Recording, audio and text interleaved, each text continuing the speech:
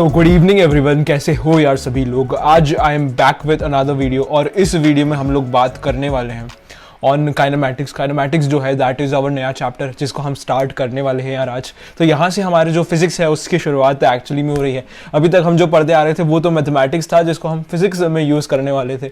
अब हम मैथमेटिक्स का एक्चुअली फिजिक्स पढ़ने के लिए यूज़ करने वाले हैं। तो अभी तक मैंने जो 2 चैप्टर्स पढ़ा दिए हैं, ठीक है, दैट इज बेसिक कैलकुलस जो कि हमारा बेसिक मैथमेटिक्स का पार्ट था, एंड बेसिक मैथमेटिक्स का एक और चैप्टर था जो हमारा पार्ट है दैट इज वेक्टर्स। तो यार मैंने ये जो 2 चैप्टर्स है तुम्हें पढ़ाए हैं, सबसे पहले इसीलिए पढ़ाए हैं ताकि जब हम पूरी फिजिक्स पढ़ रहे हो तो हमें सारी चीज़ें बहुत अच्छे से समझ आ रही हो यार। तो हमारा जो नया चैप्टर है उसको स्टार्ट करने से पहले let me introduce myself like every time. तो मेरा नाम है Rakshit Mandloi, I am a student at BITS Pilani. My JEE mains percentile in physics was 99.7। तो इस चैनल पे तुम पढ़ाई करके किस तरीके से 99.7 से भी बेटर परसेंटाइल ला सकते हो ये मैं आपको इस चैनल पे बता रहा हूँ। मैंने जो गलतियाँ करी थी वो तुम किस तरीके से ना करो, उसी तरीके से सारी तुम्हें एडवाइस इस चैनल पे मिल रही है, ठीक है। और नीट वाले बच्चों को भी यार टाइम टाइम पे बताता रहता हूँ किस तरीके से पढ़ाई करने की ज़रूरत है। बेसिकली नीट वाले बच्चों को जो भी चीज़ें जेईई मेंस के सिलेबस में है वो पढ़ने की पूरी रिक्वायरमेंट है। उसके बाद जहाँ पे भी मैं बोल रहा हूँ कि ये वाला जो टॉपिक है थोड़ा एडवांस से रिलेटेड है तो वो बच्चा उसको छोड़ सकता है, ओके, ठीक है। तो अब हम जो है वीडियो स्टार्ट करने से पहले तुम्हें कुछ और चीज़ें मैं बता देता हूँ यार। पढ़ले.in जो है वो हमारा इंस्टाग्राम हैंडल है, ठीक है। यहाँ पे तुम्हें काफ़ी इंपॉर्टेंट अपडेट्स देखने को मिल जाते हैं। पढ़ले 11th जेईई एंड नीट जो है वो भी हमारा टेलीग्राम ग्रुप है। यहाँ पे तुम्हें टेस्ट सीरीज से रिलेटेड अपडेट देखने को मिल जाते हैं। अगर कोई वीडियो लेट हो रही है तो उससे रिलेटेड तुम्हें अपडेट मिल जाते हैं। अगर तुम्हें टाइम टेबल में कुछ कन्फ्यूजन हो रहा है तो यार यहाँ पे सब्सक्राइब करके छोड़ दो तो टाइमली नोटिफिकेशन आ जाएगा कि कब जो है वीडियो आने वाली है, ठीक है।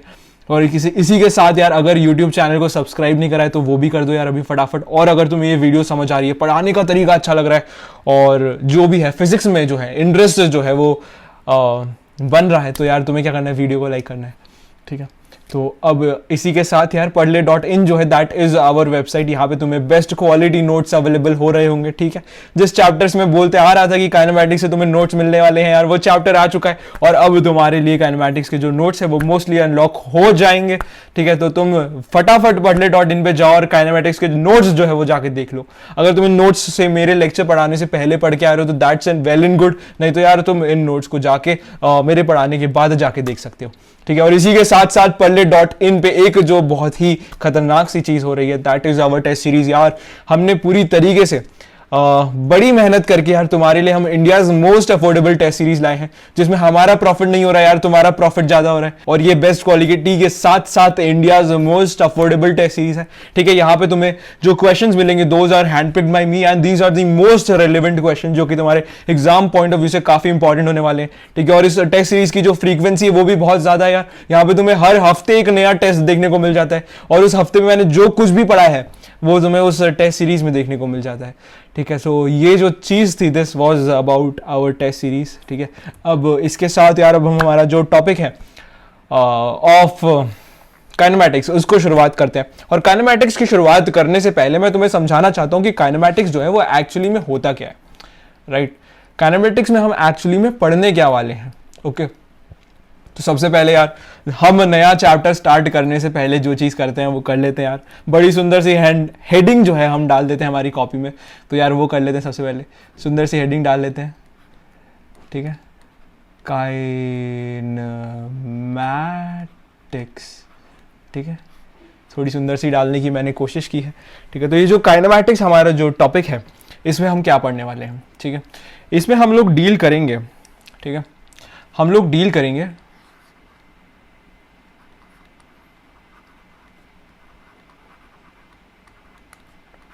मोशन से, राइट। कोई भी ऑब्जेक्ट जो है वो चल रहा है कि नहीं, चल रहा है तो कितनी वेलोसिटी से चल रहा है, कितने एक्सेलरेशन से चल रहा है, उसका जो डिस्टेंस है या उसका जो डिस्प्लेसमेंट है वो टाइम के साथ किस हिसाब से चेंज कर रहा है। इसी तरीके की पूरी एनालिसिस हम काइनेमैटिक्स वाले टॉपिक में करने वाले हैं। हम यही एनालिसिस 1D में करेंगे, हम यही एनालिसिस 2D में करेंगे, ठीक है। फिर हम सर्कुलर मोशन में भी कुछ काइनेमैटिक्स की चीजें जो है वो किस तरीके से अदल बदल रही है वो उसकी भी थोड़ी सी फील तुम्हें यहाँ पे मैं दूंगा, ठीक है।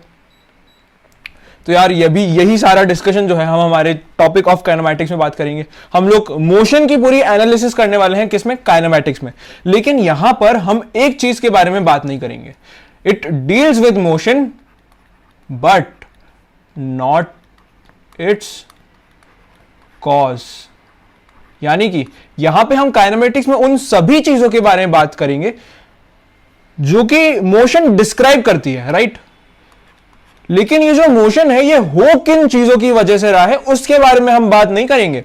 जैसे एक गाड़ी है, राइट, वो चल रही है तो किस रफ्तार से चल रही है, उसका एक्सेलरेशन क्या है, वो किस तरीके से जो उसका डिस्टेंस है टाइम के साथ बदल रहा है, किस तरीके से उसकी वेलोसिटी टाइम के साथ बदल रही है, इन सभी चीजों पे हम बात करेंगे। हम ये बात नहीं करेंगे कि वो गाड़ी किस फोर्स की वजह से चल रही है।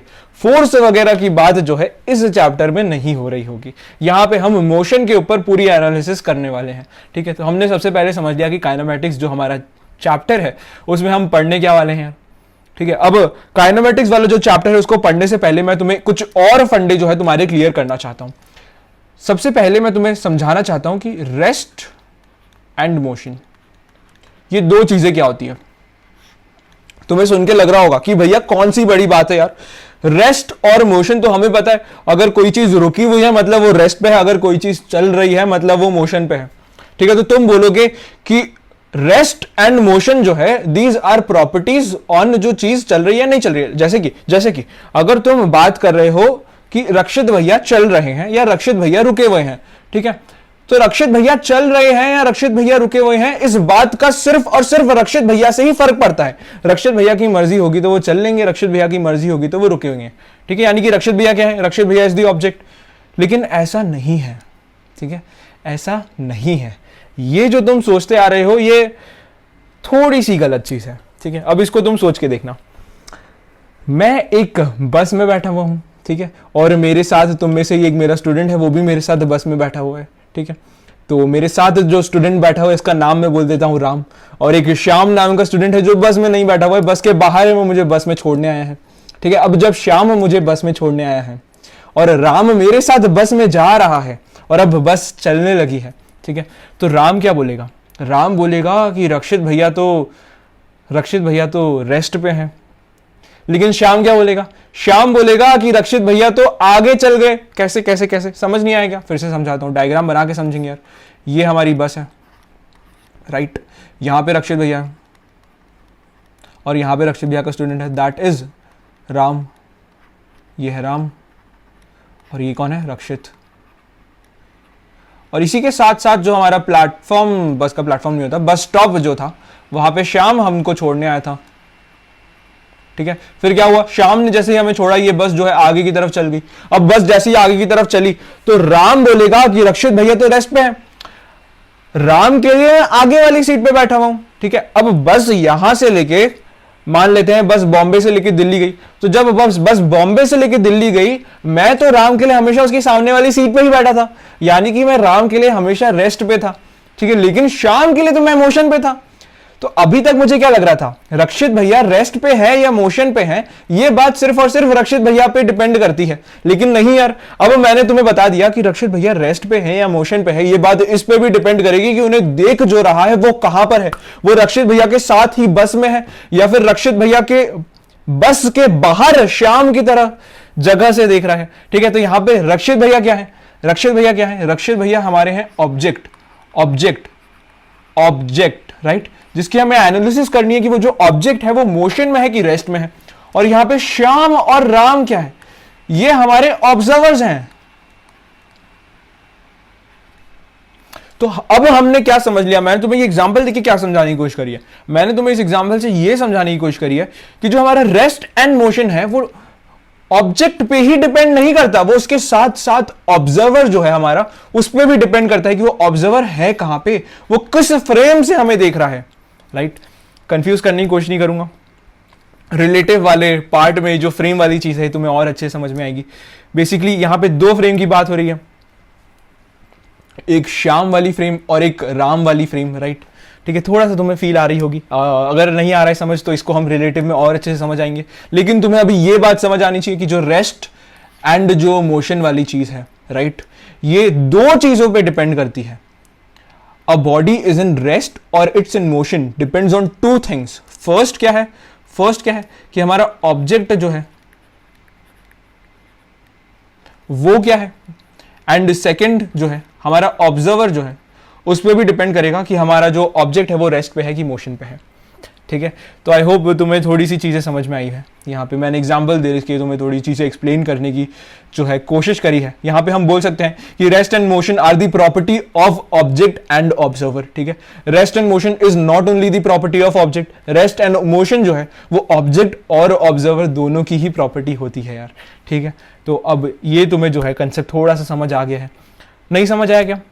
आई होप तुम्हें समझ आ गया होगा। इसमें कुछ बहुत डिफिकल्टी वाली चीज़ नहीं है, हम ऐसा हर बार सोचते रहते हैं। इसको तुम एक और एग्जाम्पल से समझ सकते हो। दो ट्रेन होती है, राइट, दो ट्रेन होती है, दो ट्रेन है, ये ट्रेन बनाई मैंने, ये हमारा प्लेटफॉर्म है, ये बीच में प्लेटफॉर्म है और ये ट्रेन है। जब ये दोनों ट्रेन एक साथ चलने लगती है, राइट, जब ये दोनों ट्रेन एक साथ चलने लगती है, इस ट्रेन की भी वेलोसिटी है v और इस ट्रेन की भी वेलोसिटी है v।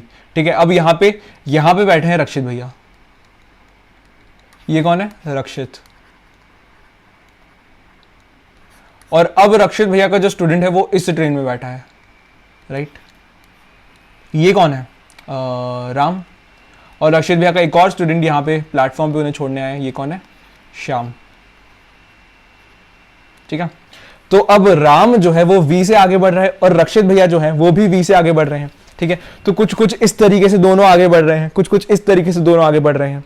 अब राम के लिए रक्षित भैया हमेशा उनके सामने वाली ट्रेन में ही है। दो ट्रेन है इस तरीके से आगे बढ़ रही है, दो ट्रेन है इस तरीके से आगे बढ़ रही है। ठीक है, तो राम के लिए रक्षित भैया हमेशा, अगर राम ऐसे ट्रेन में आगे मुंह करके बैठा है तो देख रहा है साइड वाले ट्रेन में हमेशा रक्षित भैया ही बैठे हुए हैं वहां पे। तो राम जैसे ही साइड में देख रहा है, अगर बॉम्बे से दिल्ली ट्रेन जा रही है तो राम ने बॉम्बे देखा साइड में, उसने देखा रक्षित भैया वहीं बैठे हुए हैं।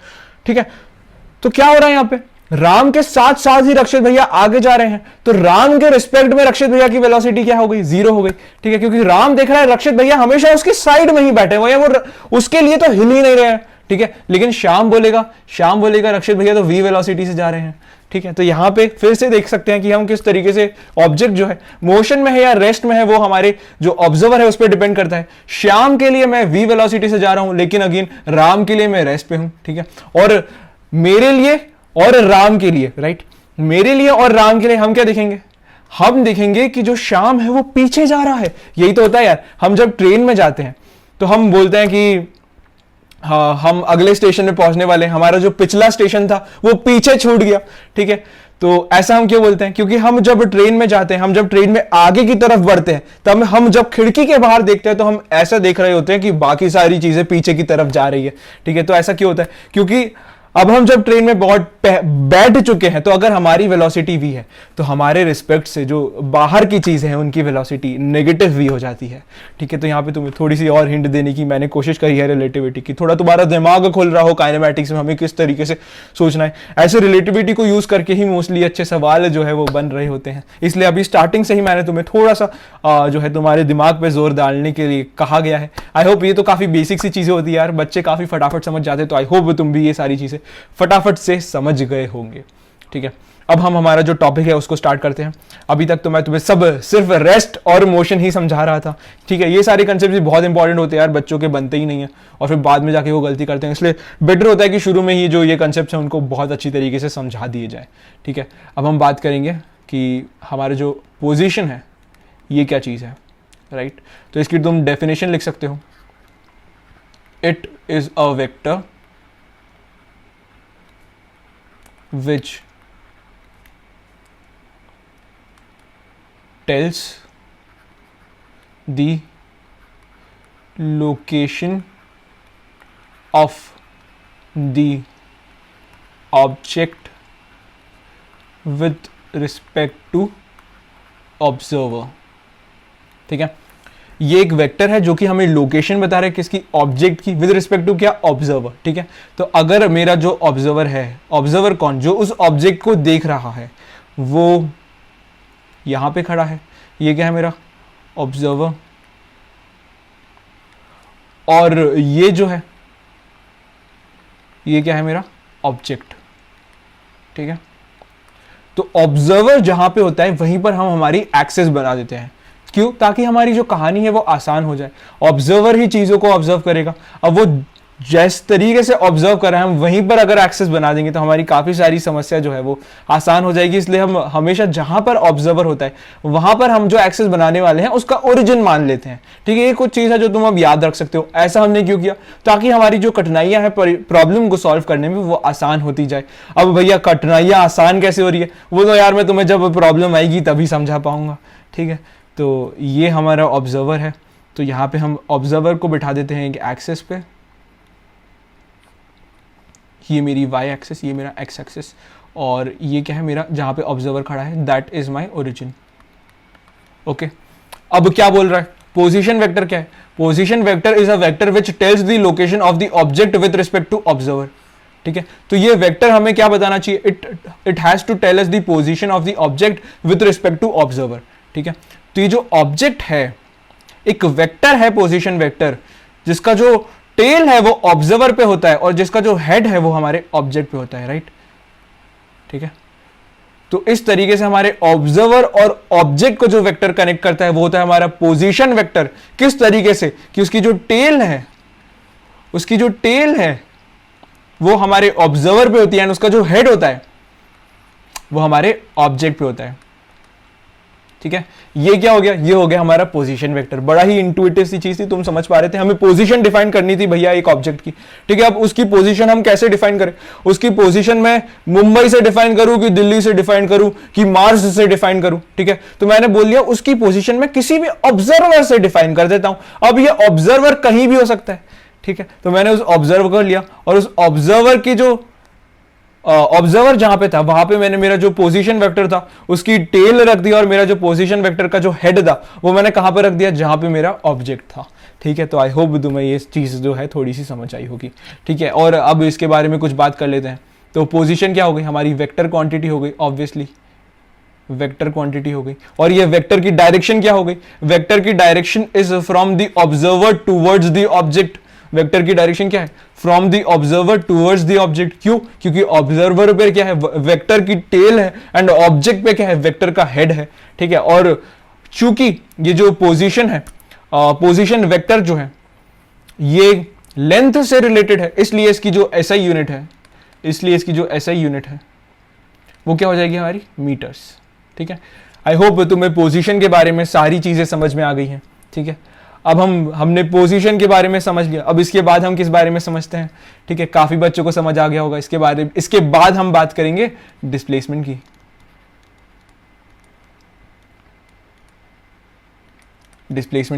तो डिस्प्लेसमेंट जो है वो क्या होता है? ठीक है, अब डिस्प्लेसमेंट की डेफिनेशन लिखो।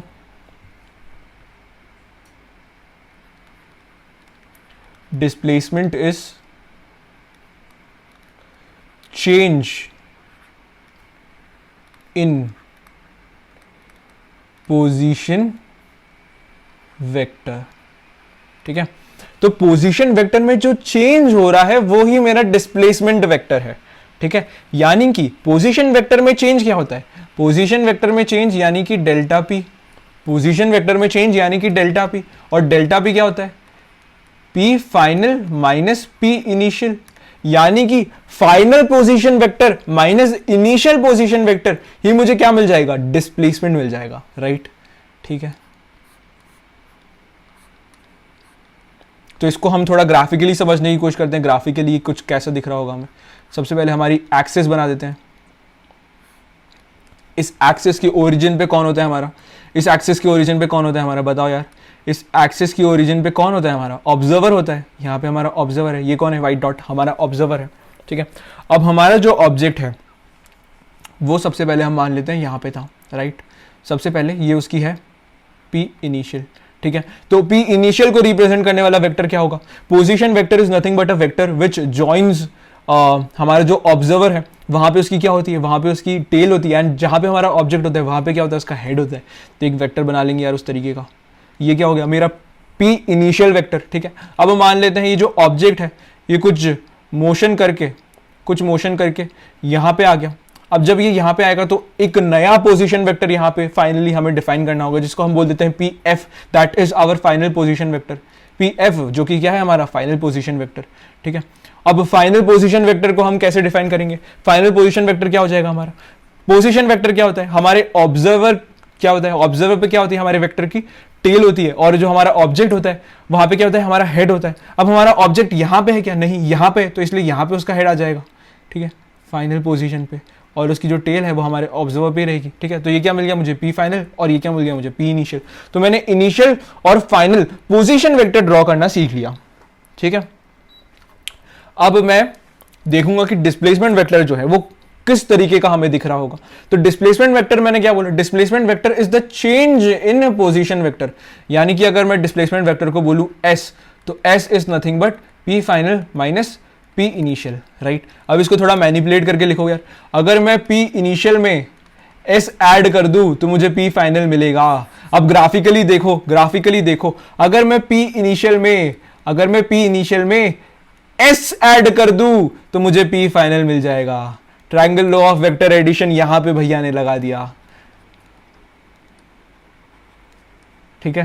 तो तुम्हें ग्राफिकली भी समझ आ गया है हमारा जो डिस्प्लेसमेंट वेक्टर है वो किस तरीके से जो दिख रहा होगा तुम्हें, ठीक है। तो अब डिस्प्लेसमेंट वेक्टर की जो हेड है और डिस्प्लेसमेंट वेक्टर की जो टेल है वो किस तरफ होगी, डिस्प्लेसमेंट वेक्टर की जो टेल है वो हमेशा हमारा जो पी इनिशियल वेक्टर है उसकी तरफ होगी, और डिस्प्लेसमेंट वेक्टर का जो हेड है वो हमारा जो पी फाइनल वेक्टर है उसकी तरफ होगा, राइट। तो इससे हमें हमारा जो डिस्प्लेसमेंट वेक्टर है उसकी डायरेक्शन के बारे में भी मालूम पड़ गया। हमारे डिस्प्लेसमेंट वेक्टर की direction is nothing but head of the initial position vector to the head of the final position vector. यही क्या हो जाएगा हमारा डिस्प्लेसमेंट वेक्टर का डायरेक्शन, राइट, ठीक है। और डिस्प्लेसमेंट के बारे में कुछ और ऐसी बातें कर लेते हैं जो तुम्हें आज तक करते हैं और जो तुम्हें पता ही है। डिस्प्लेसमेंट वेक्टर के बारे में एक और बात होती है जो तुम्हें पता है, first is it is independent of path.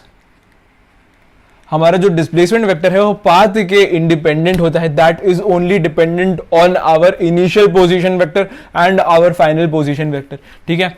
अब ये जो है अगर उसके इनिशियल पोजीशन वेक्टर और फाइनल पोजीशन वेक्टर से ही रिलेटेड है, यानी कि इनिशियल पोजीशन वेक्टर से लेके फाइनल पोजीशन के वेक्टर तक किस तरीके से आया उस बात पे ये डिपेंड ही नहीं करता, it only depends on it's initial position and it's final position, ठीक है। तो ये बात जो है हमने क्लास 9 में बहुत अच्छे से कर रखी है, वो भी मैंने तुम्हारी रिवाइज कर दिया। क्या बात है, it is independent of path.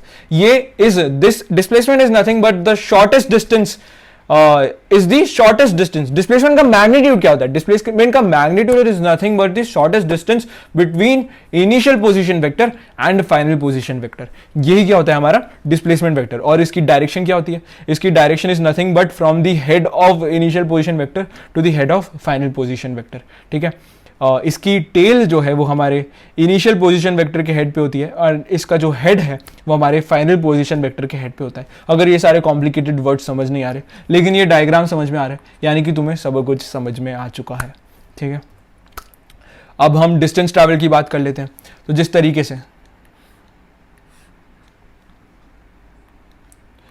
तरीके से हमारे दो पोजीशन वेक्टर्स हैं, ये क्या था हमारा पी इनिशियल और ये क्या था हमारा पी फाइनल, राइट, ठीक है। तो इन दोनों को ज्वाइन करने वाला शॉर्टेस्ट डिस्टेंस क्या था, इन दोनों को ज्वाइन करने वाला शॉर्टेस्ट डिस्टेंस था वो क्या था, वो मेरा डिस्प्लेसमेंट का मैग्नीट्यूड था और ये मेरा कुछ डिस्प्लेसमेंट वेक्टर था। ये मैंने तुम्हें अभी समझाया था, which was nothing but change in position vector, ठीक है। लेकिन अब अगर ये पाथ शॉर्टेस्ट डिस्टेंस ट्रैवल करके इनिशियल से फाइनल पोजीशन नहीं जा रहा है, लेकिन ये कुछ ऐसा जो है रास्ता ट्रैवल करके जा रहा है, राइट। तो यहाँ पे जो है हमारा डिस्टेंस है उसकी डेफिनेशन क्या होगी, तो वो हम यहां पे लिख लेते हैं। Distance is nothing but length, क्या पढ़ रहे हैं हम, डिस्टेंस। डिस्टेंस क्या होता है, distance is nothing but length of path travelled, right. Length of path travelled क्या होता है, डिस्टेंस, ठीक है। तो एक्चुअली में अगर वो ये हो गया हमारा, इसको मैं बोल देता हूं पाथ 1 और इसको मैं बोल देता हूं पाथ 2, ठीक है। तो अगर कोई ऑब्जेक्ट पाथ 1 से गया है और एक कोई ऑब्जेक्ट पाथ 2 से गया है, तो यहां पे हमारी इनिशियल पोजीशन वेक्टर है क्या पी और फाइनल पोजीशन वेक्टर है क्या पी तो यहां पे हम बोल सकते हैं कि हमारा जो डिस्प्लेसमेंट वेक्टर है वो पाथ 1 का और पाथ 2 का सेम ही होगा क्योंकि that is independent of the path. लेकिन हमारा जो डिस्टेंस है वो तो हमारा एक्चुअल डिस्टेंस ट्रैवल्ड है, एक्चुअल लेंथ जो हमारे पाथ की है वो है। तो अगर कोई ऑब्जेक्ट पाथ 1 से गया है तो वहां पे देखो यार लेंथ जो है हमारे पाथ 2 से बहुत ही कम है, यानी कि हम बोल सकते हैं कि पाथ 2 का जो डिस्टेंस ट्रैवल्ड होगा वो थोड़ा सा ज्यादा होगा।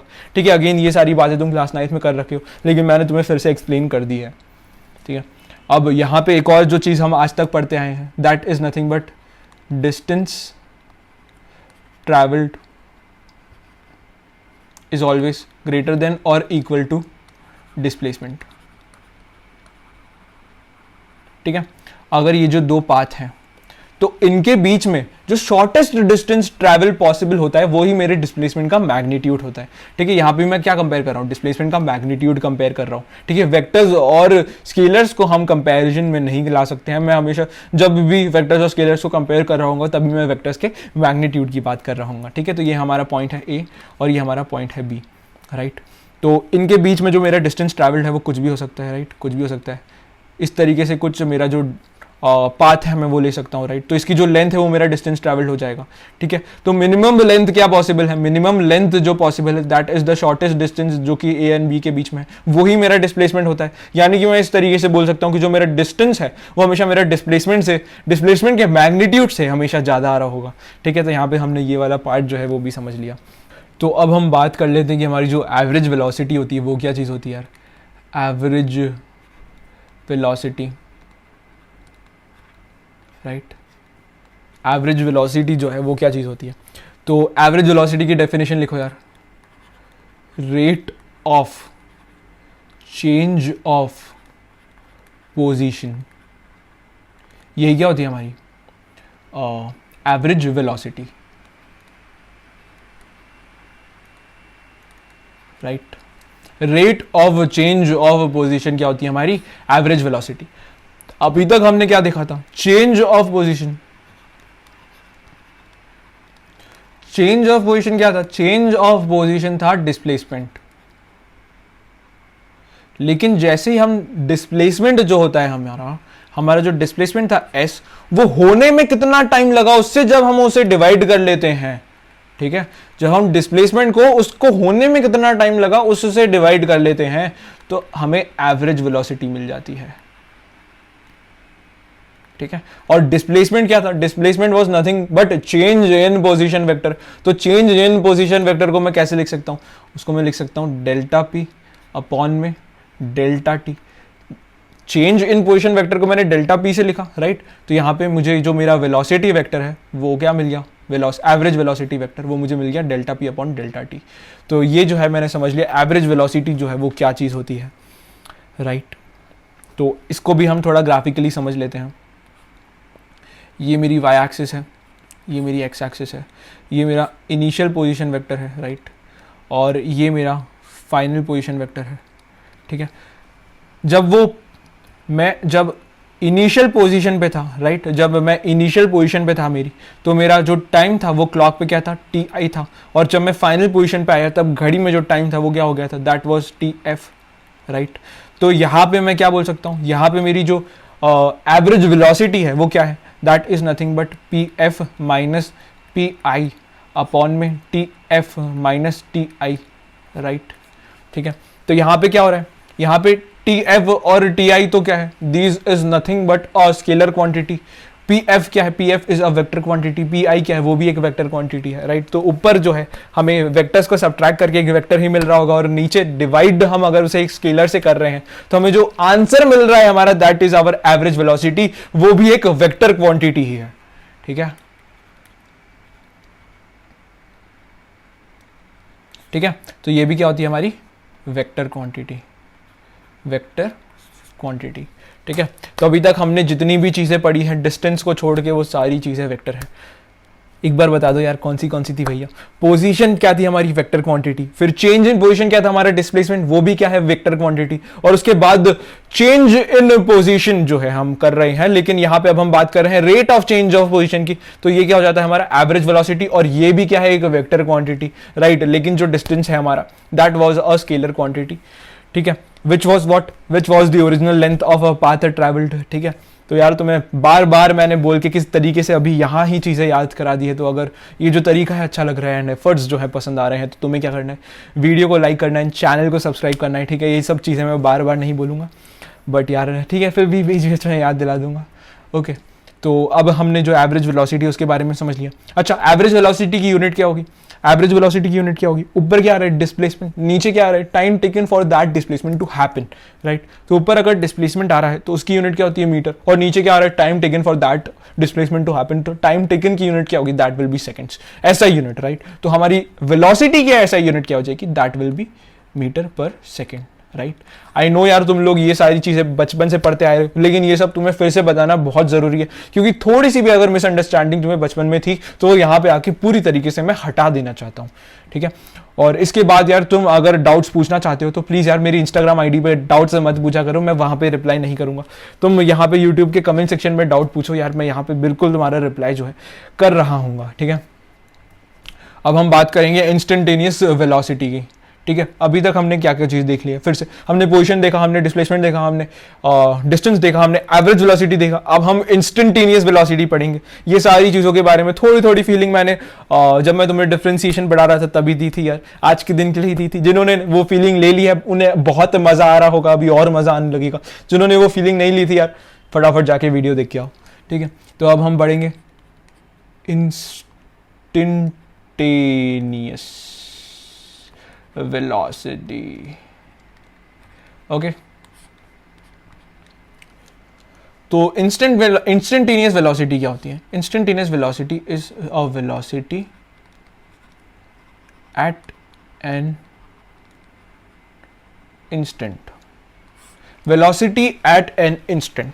ठीक है, तो अगर कोई एक गाड़ी चल रही है और मैं तुमसे पूछूं कि जब 5 सेकंड टाइम हो रहा था घड़ी पे, ठीक है, तब उस गाड़ी की वेलोसिटी क्या थी, तो उस वक्त पे उस गाड़ी की जो वेलोसिटी थी वो क्या हो जाएगी? हमारी इंस्टेंटेनियस वेलोसिटी। एवरेज वेलोसिटी क्या थी? एवरेज वेलोसिटी कुछ एक पर्टिकुलर टाइम इंटरवल में हमारी जो वेलोसिटी थी एवरेज, वो हमें एवरेज वेलोसिटी बता रही थी, राइट। कुछ टी इनिशियल से लेके टी फाइनल के बीच तक हमारी जो एवरेज वेलोसिटी थी वो हमारी एवरेज वेलोसिटी होती है, राइट। तो एवरेज वेलोसिटी हमें कुछ एक पर्टिकुलर टाइम इंटरवल के बीच में मिलती है, लेकिन इंस्टेंटेनियस वेलोसिटी हमें एक ही टाइम इंटरवल पे पता चल रही होती है।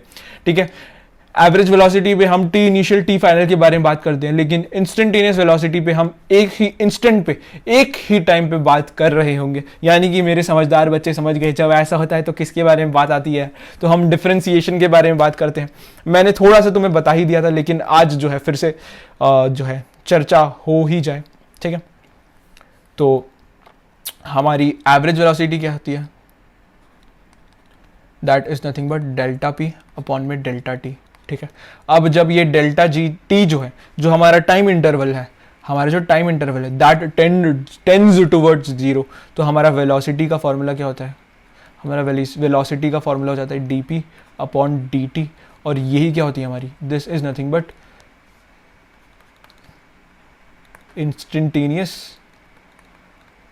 वेलोसिटी। ठीक है, यानी कि अगर हमारा जो पोजीशन वेक्टर है उसको हम टाइम के रिस्पेक्ट में डिफरेंशिएट कर देंगे तो हमें वेलोसिटी मिल जाएगी। डिफरेंशिएट करते तुम्हें आता है, ठीक है। तो अगर तुम्हें एक पोजीशन वेक्टर है वो गिवन है as a function of time, right. तो अगर तुम dp अपॉन dt निकाल लोगे, यानी कि पोजीशन वेक्टर को डिफरेंशिएट कर दोगे विद रिस्पेक्ट टू टाइम, तो तुम्हें क्या मिलेगा? f डैश t, और यही क्या हो जाएगा मेरा? This will be instantaneous velocity. ठीक है, अब अगर कोई वेक्टर जो है वो x के अलॉन्ग जा रहा है तो उसकी इंस्टेंटेनियस वेलोसिटी को मैं लिख सकता हूँ dx अपॉन dt।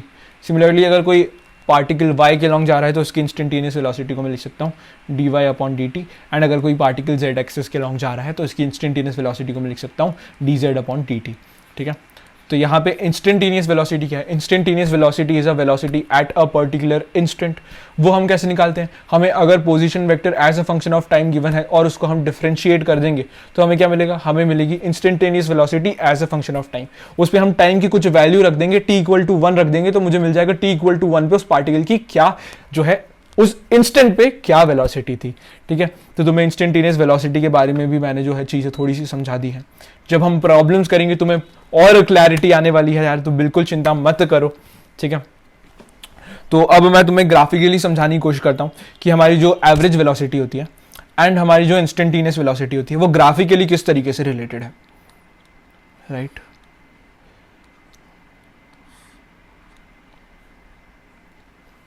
ठीक है, हमने क्या देखा अभी कि एवरेज वेलोसिटी जो है वो हमारी वेक्टर क्वांटिटी है एंड हमारी जो इंस्टेंटेनियस वेलोसिटी है वो भी हमारी वेक्टर क्वांटिटी है, राइट। तो एवरेज वेलोसिटी की डायरेक्शन क्या होगी? एवरेज वेलोसिटी की डायरेक्शन होगी from initial position vector to the final position vector, ठीक है। ये क्या होगी? This will be the direction of average velocity, right.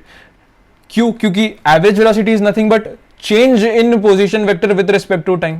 अब चेंज इन पोजीशन वेक्टर जो है उसकी जो डायरेक्शन होगी वही मेरी एवरेज वेलोसिटी की डायरेक्शन हो जाएगी यार। मैथमेटिकली तुम इसको हो सकता है समझ पा रहे हो, ठीक है।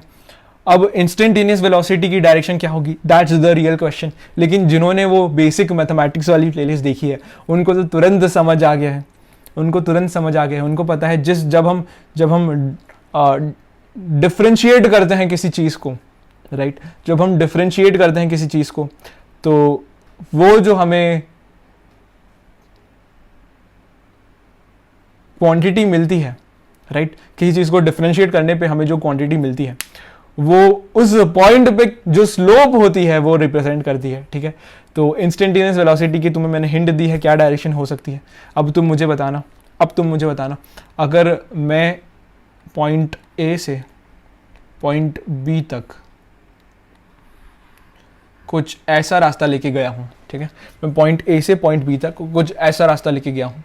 अब तुम्हें मुझे इंस्टेंटेनियस वेलोसिटी की डायरेक्शन बतानी है इन पॉइंट्स पर, एट पॉइंट 1, ठीक है, एट पॉइंट 2, इन पॉइंट्स पे इंस्टेंटेनियस वेलोसिटी की डायरेक्शन क्या है, ठीक है। अब मैंने तुम्हें बता दिया है instantaneous velocity is nothing but dp upon dt, और यहाँ पे क्या है, यहाँ पे पोजीशन जो है मेरी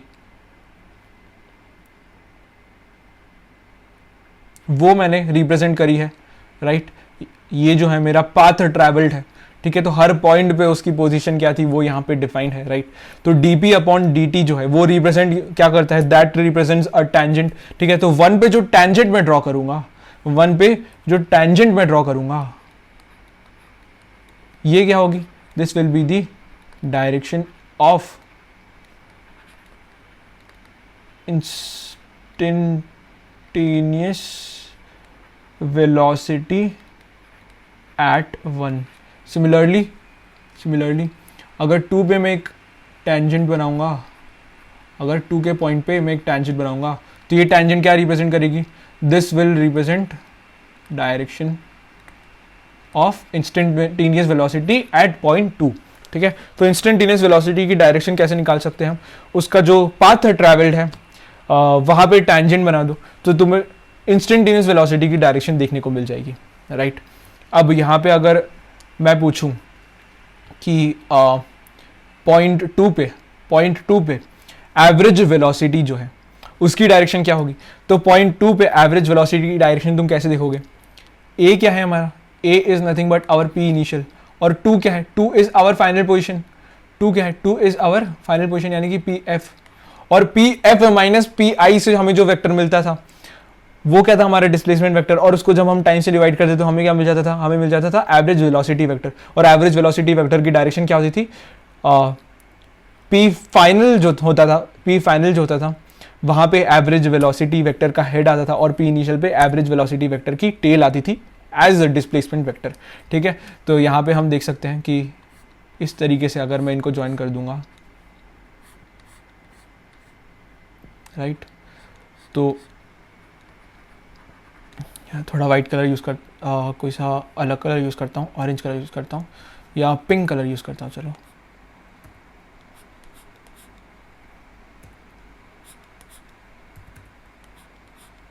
ठीक है।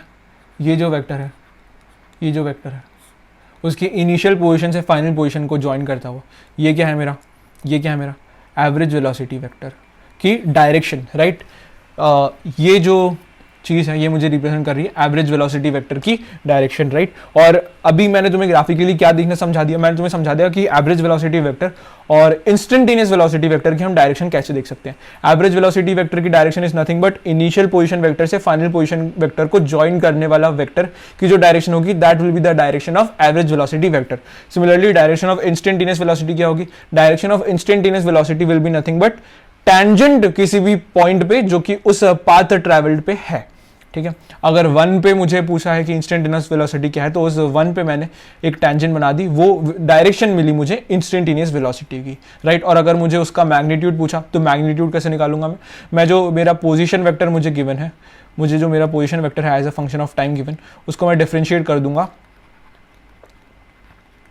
तो मुझे क्या मिल जाती है, तो मुझे मिल जाती है मेरी इंस्टेंटेनियस वेलोसिटी, ठीक है। तो यहाँ पे मैंने जो तुम्हें इंस्टेंटेनियस वेलोसिटी के बारे में भी काफ़ी चीज़ें समझा दी, ठीक है। अब हम बात करेंगे कि एवरेज स्पीड जो है वो क्या होता है, ठीक है। एवरेज स्पीड जो है क्या होता है, हमने वेलोसिटी समझ लिया, तो स्पीड समझना तो कोई बड़ी चीज़ है ही नहीं। Average speed is nothing but total distance travelled upon में टाइम टेकन, राइट। जिस तरीके से एवरेज वेलोसिटी क्या थी, average velocity was total displacement जो कि हुआ था अपॉन में time taken for that displacement to happen. तो सिमिलरली एवरेज स्पीड में डिस्प्लेसमेंट की जगह डिस्टेंस आ जाता है यार, ठीक है। तो कुछ नहीं यार, अगर कोई बॉडी है वो ए से लेके बी तक कुछ इस तरीके से गई, राइट, तो ये जो इसकी पूरे पाथ की जो लेंथ है मैं बोल देता हूँ डी है, दैट इज़ आवर डिस्टेंस, और उसको ए से लेके बी तक आने में टाइम टी लगा है, ठीक है। तो यहाँ पे मैं बोल सकता हूँ जो मेरी स्पीड है, जो मेरी स्पीड है, एवरेज स्पीड है जो है, जो मेरी एवरेज स्पीड है वो क्या है, that is D upon T, right. और ये क्या होती है, ये एक स्केलर क्वांटिटी है, ठीक है। Displacement, position, instantaneous velocity, average velocity, ये क्या है, ये सभी एक वेक्टर क्वांटिटी है। डिस्टेंस और स्पीड क्या है, ये एक स्केलर क्वांटिटी है, ठीक है। और स्पीड क्या होता है, यहाँ पे मैंने तुम्हें बहुत अच्छे से समझा दिया।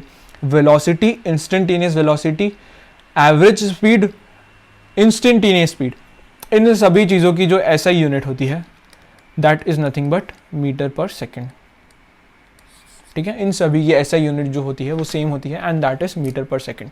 डिस्टेंस, डिस्प्लेसमेंट एंड पोजीशन की एसआई यूनिट क्या होती है, दैट इज मीटर्स, ठीक है। अब एवरेज स्पीड की डायरेक्शन के बारे में हमें बात करने की ज़रूरत ही नहीं है क्योंकि average speed is a scalar quantity, तो इसकी डायरेक्शन होती नहीं है। एंड अगेन यहाँ पे एक और बात, यहाँ पे एक और बात क्या है, average speed is always greater than or equal to average velocity, right. ऐसा क्यों, क्योंकि डिस्टेंस जो था हमारा that was always greater than or equal to our displacement, क्योंकि डिस्प्लेसमेंट क्या था, displacement was the shortest distance between A and B.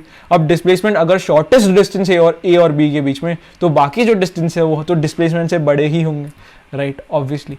तो इसी तरीके से अगर मैं इनको जो है इस डिस्टेंस को होने में कितना टाइम लगा और इस डिस्प्लेसमेंट को होने में कितना टाइम लगा उससे डिवाइड कर दूं, ठीक है, ये जो दोनों टाइम है ये सेम ही होंगे। ए से बी जाने में मुझे जो टाइम लगा है वो तो सेम ही होगा ना। डिस्प्लेसमेंट तो बस शॉर्टेस्ट डिस्टेंस रिप्रेजेंट कर रहा है और जो डिस्टेंस है वो मेरा एक्चुअल पाथ ट्रैवल्ड की जो लेंथ है वो रिप्रेजेंट कर रहा है, लेकिन जो मेरा टाइम है जो कि मुझे ए से बी के बीच में जाने में लगा है वो तो सेम ही होगा, ठीक है।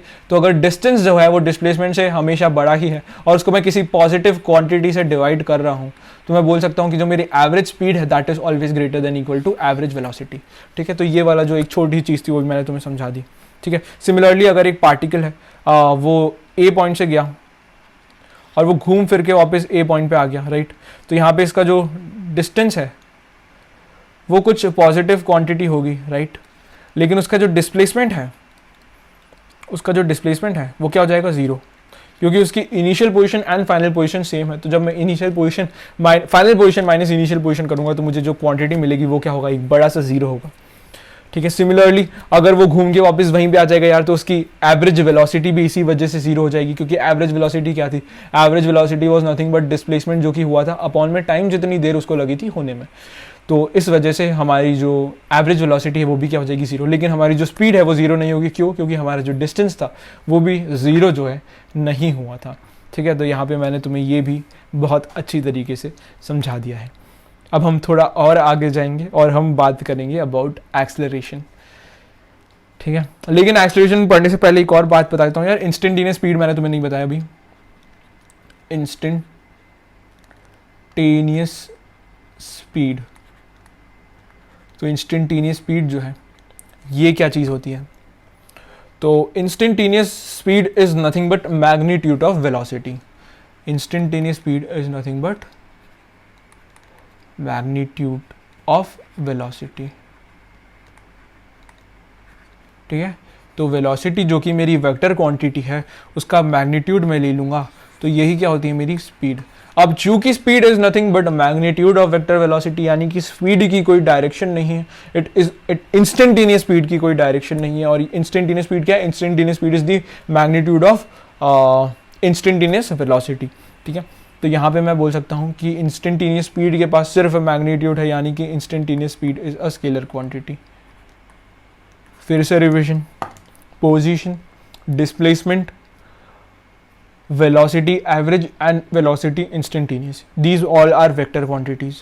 Distance, speed instantaneous and speed average is a scalar quantity, ठीक है। एंड इंस्टेंटेनियस स्पीड की भी ऐसा यूनिट क्या होगी? That will be metre per second, ठीक है। तो ये तुम याद रखना। इंस्टेंटेनियस स्पीड क्या होती है? Instantaneous speed is nothing but magnitude of velocity, ठीक है। यहाँ पे क्लियर जो चीज़ें हैं, बहुत ऑब्वियस चीज़ें तुम्हें यहाँ पे पढ़ाई जा रही है, बहुत धीरे धीरे पढ़ाई जा रही है, लेकिन तुम्हें ये अभी समझ में नहीं आएगा। जब हम क्वेश्चंस कर रहे होंगे ना, तभी इन्हीं सब टॉपिक से कुछ एक दो पॉइंट मैं ऐसे बताऊंगा कि देखो मैंने तुम्हें बताए थे, जो कि बहुत बड़ी भीड़ के मिसकंसेप्शंस होते हैं, जो आई होप तुम याद रख लोगे और वो गलती वहाँ पर नहीं करोगे। मैं तुम्हें पॉइंट आउट करके बताऊंगा कि इसी दिन के लिए तो मैंने उस वीडियो में ये सारे टॉपिक्स इतने स्लोली पढ़ाए थे। ये सारी चीज़ें तो तुम्हें क्लास 9 से भी काफ़ी आइडिया होगी, लेकिन अब हम उन्हें वेक्टर फॉर्मेट में 3D में समझने की कोशिश कर रहे हैं, डिफरेंशिएशन की थोड़ी एप्लीकेशन से उन्हें समझने की कोशिश कर रहे हैं, ठीक है। हम पोजीशन वेक्टर को डिफरेंशिएट करते हैं तो हमें क्या मिलता है? हमें इंस्टेंटेनियस वेलोसिटी मिलती है। उसका हम मैग्नीट्यूड ले लेते हैं तो हमें क्या मिलता है? हमें इंस्टेंटेनियस स्पीड मिलती है। टोटल डिस्प्लेसमेंट जो हुआ हमारा अपॉन टोटल टाइम टेकन क्या होता है? हमारा इंस्टेंटेनियस वेलोसिटी होता है कि नहीं? वो हमारा एवरेज वेलोसिटी होता है। सिमिलरली टोटल डिस्टेंस जो हमने ट्रैवल किया अपॉन टोटल टाइम टेकन क्या होता है हमारा? That is our average speed, ठीक है। तो यहाँ पे तुम्हें काफ़ी सारी चीज़ें जो है समझा दी गई है, ठीक है। अब हम हमारे टॉपिक में, हमारा जो चैप्टर है उसमें और आगे बढ़ते हैं और हम बात करेंगे अबाउट एक्सेलरेशन। अब हम बात करेंगे अबाउट एक्सेलरेशन। ये क्या चीज़ होती है? Acceleration is nothing but rate of change of velocity, right. Rate of change of velocity क्या है? एक्सेलरेशन है। जिस तरीके से rate of change of position क्या था? वेलोसिटी थी। उसी तरीके से rate of change of velocity क्या है? एक्सेलरेशन है, ठीक है। तो ग्राफिकली देख लो यार फटाफट। अगर कुछ टी इनिशियल पे एक पार्टिकल था, उसकी कुछ वेलोसिटी थी वी इनिशियल, और टी फाइनल पे उसी पार्टिकल की कुछ वेलोसिटी हो गई वी फाइनल, राइट। तो वी फाइनल यहाँ पे वेक्टर्स की बात हो रही है, माइनस वी इनिशियल अपॉन में T final minus T initial. ये क्या मिलेगा मुझे? This will be nothing but average acceleration. Average acceleration, अब मैं क्या पढ़ रहा हूँ? Average acceleration. Average acceleration, average acceleration क्या है? Rate of change of velocity. Average velocity क्या थी? Rate of change of position, ठीक है। तो ये मैंने देख लिया। अब यहाँ पे हम देख सकते हैं कि एक्सेलरेशन जो है average as well as instantaneous, उसकी यूनिट क्या होती है? उसकी ऐसा यूनिट होती है मीटर पर सेकंड स्क्वायर, ओके। तो यहाँ पे मैंने तुम्हें ये भी जो है बता दिया। अब हम बात करेंगे ऑब्वियसली, अब हम बात करेंगे इंस्टेंटेनियस एक्सेलरेशन की। लेकिन इंस्टेंटेनियस एक्सेलरेशन की बात करने से पहले मैं तुम्हें कुछ क्वेश्चंस देना चाहता हूँ, क्योंकि काफ़ी जो है क्वेश्चंस हमने अभी तक सॉल्व नहीं करे। और अब मैं तुम्हें कुछ क्वेश्चंस देता हूँ जिससे तुम्हें जो है थोड़ा सा चीज़ें समझ में आ रही होगी, ठीक है। एक कार है, वो चल रही है, वो स्टार्ट हुई है यहाँ से, और उसकी वेलोसिटी है यहाँ पे 0 मीटर पर सेकेंड। और जब वो इस पॉइंट पे आई तो उसकी वेलोसिटी है 10 मीटर पर सेकेंड। और पॉइंट ए से पॉइंट बी तक आने में उसे टाइम लगा है, उसे टाइम कितना लगा? उसे टाइम लगा 5 सेकेंड्स। ठीक है, अब मेरे बच्चे जो हैं यहाँ पे इसको सॉल्व कर देंगे फटाफट। अगर मैं उनसे पूछूंगा कि एक्सेलरेशन क्या है, तो एक्सेलरेशन निकालेंगे, वो धड़ाड़ से निकालेंगे। एक्सेलरेशन कैसे निकालेंगे, वो 10 को 5 से डिवाइड कर देंगे और बोल देंगे भैया एक्सेलरेशन 2 मीटर पर सेकंड स्क्वायर का। लेकिन यार इस तरीके से हम एक्सेलरेशन नहीं निकालेंगे। इस तरीके से हम निकालेंगे जब हमारी बहुत ज़्यादा प्रैक्टिस हो जाएगी। अगर हमारी प्रैक्टिस नहीं है तो हम पूरे बेसिक से चल के एक्सेलरेशन निकालेंगे, ताकि जब मैं अब तुम्हें इसके बाद थोड़े ट्रिकी सवाल दूंगा तब तुम पक्का गलती करोगे। ठीक है, तो एक्सेलरेशन हम कैसे निकालेंगे, हम सबसे पहले क्या लिखेंगे, इनिशियल वेलोसिटी वेक्टर और फाइनल वेलोसिटी वेक्टर। हमारा इनिशियल वेलोसिटी वेक्टर क्या है, हमारा इनिशियल वेलोसिटी वेक्टर है 0 एंड हमारा फाइनल वेलोसिटी वेक्टर क्या है, that is 10 metre per second. ऐसा लिख के अगर तुम छोड़ रहे हो तो तुम बहुत बड़ी गलती कर रहे हो। 10 मीटर पर सेकेंड तो मेरा वेलोसिटी वेक्टर का मैग्नीट्यूड है। मुझे वेलोसिटी वेक्टर की डायरेक्शन भी लिखनी होगी, तो वेलोसिटी वेक्टर की डायरेक्शन क्या है, ये पॉजिटिव एक्स एक्सिस के अलॉन्ग जा रहा है। तो यहाँ पे मैं जो यूनिट वेक्टर यूज करता हूँ that is I cap. Okay, तो अब मैं अगर तुमसे एक्सेलरेशन पूछूंगा, तो तुम जो बोलोगे acceleration is nothing but v final minus we initial upon में टोटल टाइम जो लगा।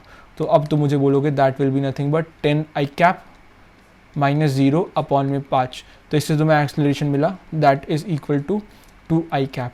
यानी कि अब देखो तुम, अब तुम्हें जो आंसर मिला उसमें तुम्हें एक्सेलरेशन की डायरेक्शन भी मैथमेटिकली डायरेक्टली मिल गई। ठीक है, यहाँ पे तुम्हें एक्सेलरेशन की डायरेक्शन में कंफ्यूजन नहीं हो रहा था, क्योंकि तुम देख रहे थे कि एक्सेलरेशन आगे की तरफ ही होगा, क्योंकि जो वेलोसिटी है वो उसकी बढ़ रही है, तो पॉजिटिव डायरेक्शन में एक्सेलरेशन होना चाहिए। ये तुम फिजिकली सोच पा रहे थे। लेकिन अगर हम इस तरीके से मैथमेटिकली लिख के चीज़ें सॉल्व करेंगे तो हमारी गलतियां कभी नहीं होंगी ऐसे केसेस में जहाँ पे हम फिजिकली नहीं सोच पा रहे होंगे। ऐसे केसेस हमारे जो सिलेबस है IIT JEE का उसमें नहीं आएंगे मोस्टली। तुम सोच लोगे यार फिजिकली इतना डिफिकल्ट नहीं होता, बट हम कंफ्यूज ना हो कभी, इसलिए हम तो हमेशा इसी तरीके से चीज़ें समझ के लिखेंगे। ठीक है, एक और एग्जांपल ले लो। अगर कोई वेलोसिटी, उसकी इनिशियल वेलोसिटी, अगर कोई पार्टिकल है उसकी इनिशियल वेलोसिटी है 5 मीटर पर सेकेंड, ये एक पार्टिकल की इनिशियल वेलोसिटी है, और फिर वो 3 सेकेंड में पॉइंट A से पॉइंट B पे आया जहाँ पे उसकी वेलोसिटी है 2 मीटर पर सेकेंड, राइट। तो अब तुम मुझे बताओगे एक्सेलरेशन क्या है, एक्सेलरेशन क्या है। अगेन अब क्या लिखेंगे, हमारा final position vector, final velocity vector लिखेंगे यार। ठीक है, अभी जो है रात की 12:30 बज रही है और भैया को थोड़ी नींद आने लगी है, इसलिए थोड़े ऐसे साइड इफेक्ट्स होते हैं यार, तो ठीक है कोई बात नहीं। फाइनल पोजीशन वेक्टर क्या है हमारा, that is 2 i cap and initial position, हाँ फाइनल वेलोसिटी वेक्टर हमारा 2 आई कैप है। फाइनल वेलोसिटी वेक्टर हमारा 2 आई कैप है metre per second, and initial velocity vector हमारा 5 आई कैप है मीटर पर सेकेंड। ठीक है, तो मेरा फाइनल वेलोसिटी वेक्टर से जब मैं इनिशियल वेलोसिटी वेक्टर को डिवाइड करता हूँ, अब को सब्ट्रैक्ट करता हूँ फाइनल पोजीशन वेक्टर से इनिशियल पोजीशन, क्या बोल रहा हूँ यार, फाइनल वेलोसिटी वेक्टर से इनिशियल वेलोसिटी वेक्टर को जब मैं सब्ट्रैक्ट करता हूँ और उसको मैं टोटल टाइम टेकन से डिवाइड करता हूँ, तब मुझे क्या मिलता है, एक्सेलरेशन मिलता है। तो यहाँ पे मैं वही चीज़ें करूँगा, मैं सबसे पहले मेरा फाइनल वेलोसिटी वेक्टर लिखूंगा, उससे मैं मेरा इनिशियल वेलोसिटी वेक्टर सब्ट्रैक्ट करूंगा और उसको मैं टोटल टाइम टेकन से डिवाइड करूंगा, तो मुझे मिलेगा आंसर -3 आई कैप, और इसकी यूनिट क्या होगी, मीटर पर सेकेंड स्क्वायर। अगर मैं कभी यूनिट लगाना भूल जाऊँ तो प्लीज़ यार तुम लगा देना। ठीक है, तो यहाँ पे देखो मुझे एक्सेलरेशन का मैग्नीट्यूड मिला और उसकी डायरेक्शन भी मिली। किस तरीके से मुझे पता चल गया कि यहाँ पे जो एक्सेलरेशन है वो -i कैप के अलॉन्ग है और उसका मैग्नीट्यूड जो है वो 3 मीटर पर सेकेंड स्क्वायर के इक्वल है। तो इस तरीके से अगर हम लिख के चीज़ों को सॉल्व करेंगे तो हमारी जो कठिनाई है वो आसान होगी। ठीक है, अब मैं तुमसे वो जो कन्फ्यूजिंग क्वेश्चन था वो पूछने वाला हूँ। ठीक है, तो अगर रक्षित भैया जो है एक कार से जाते हैं, ठीक है, रक्षित भैया कार से जाते हैं और अचानक उन्हें याद आता है कि उन्हें जहाँ जाना है वो जगह तो पीछे छूट गई। तो रक्षित भैया क्या करेंगे, रक्षित भैया यू टर्न लेंगे। ठीक है, तो रक्षित भैया यू टर्न लेते हैं और ये जो उन्होंने यू टर्न लिया उसको लेने में उन्हें टाइम लगा 5 सेकेंड का। ठीक है, और यू टर्न लेते वक्त पूरे टाइम उनकी वेलोसिटी थी 5 मीटर पर सेकेंड की।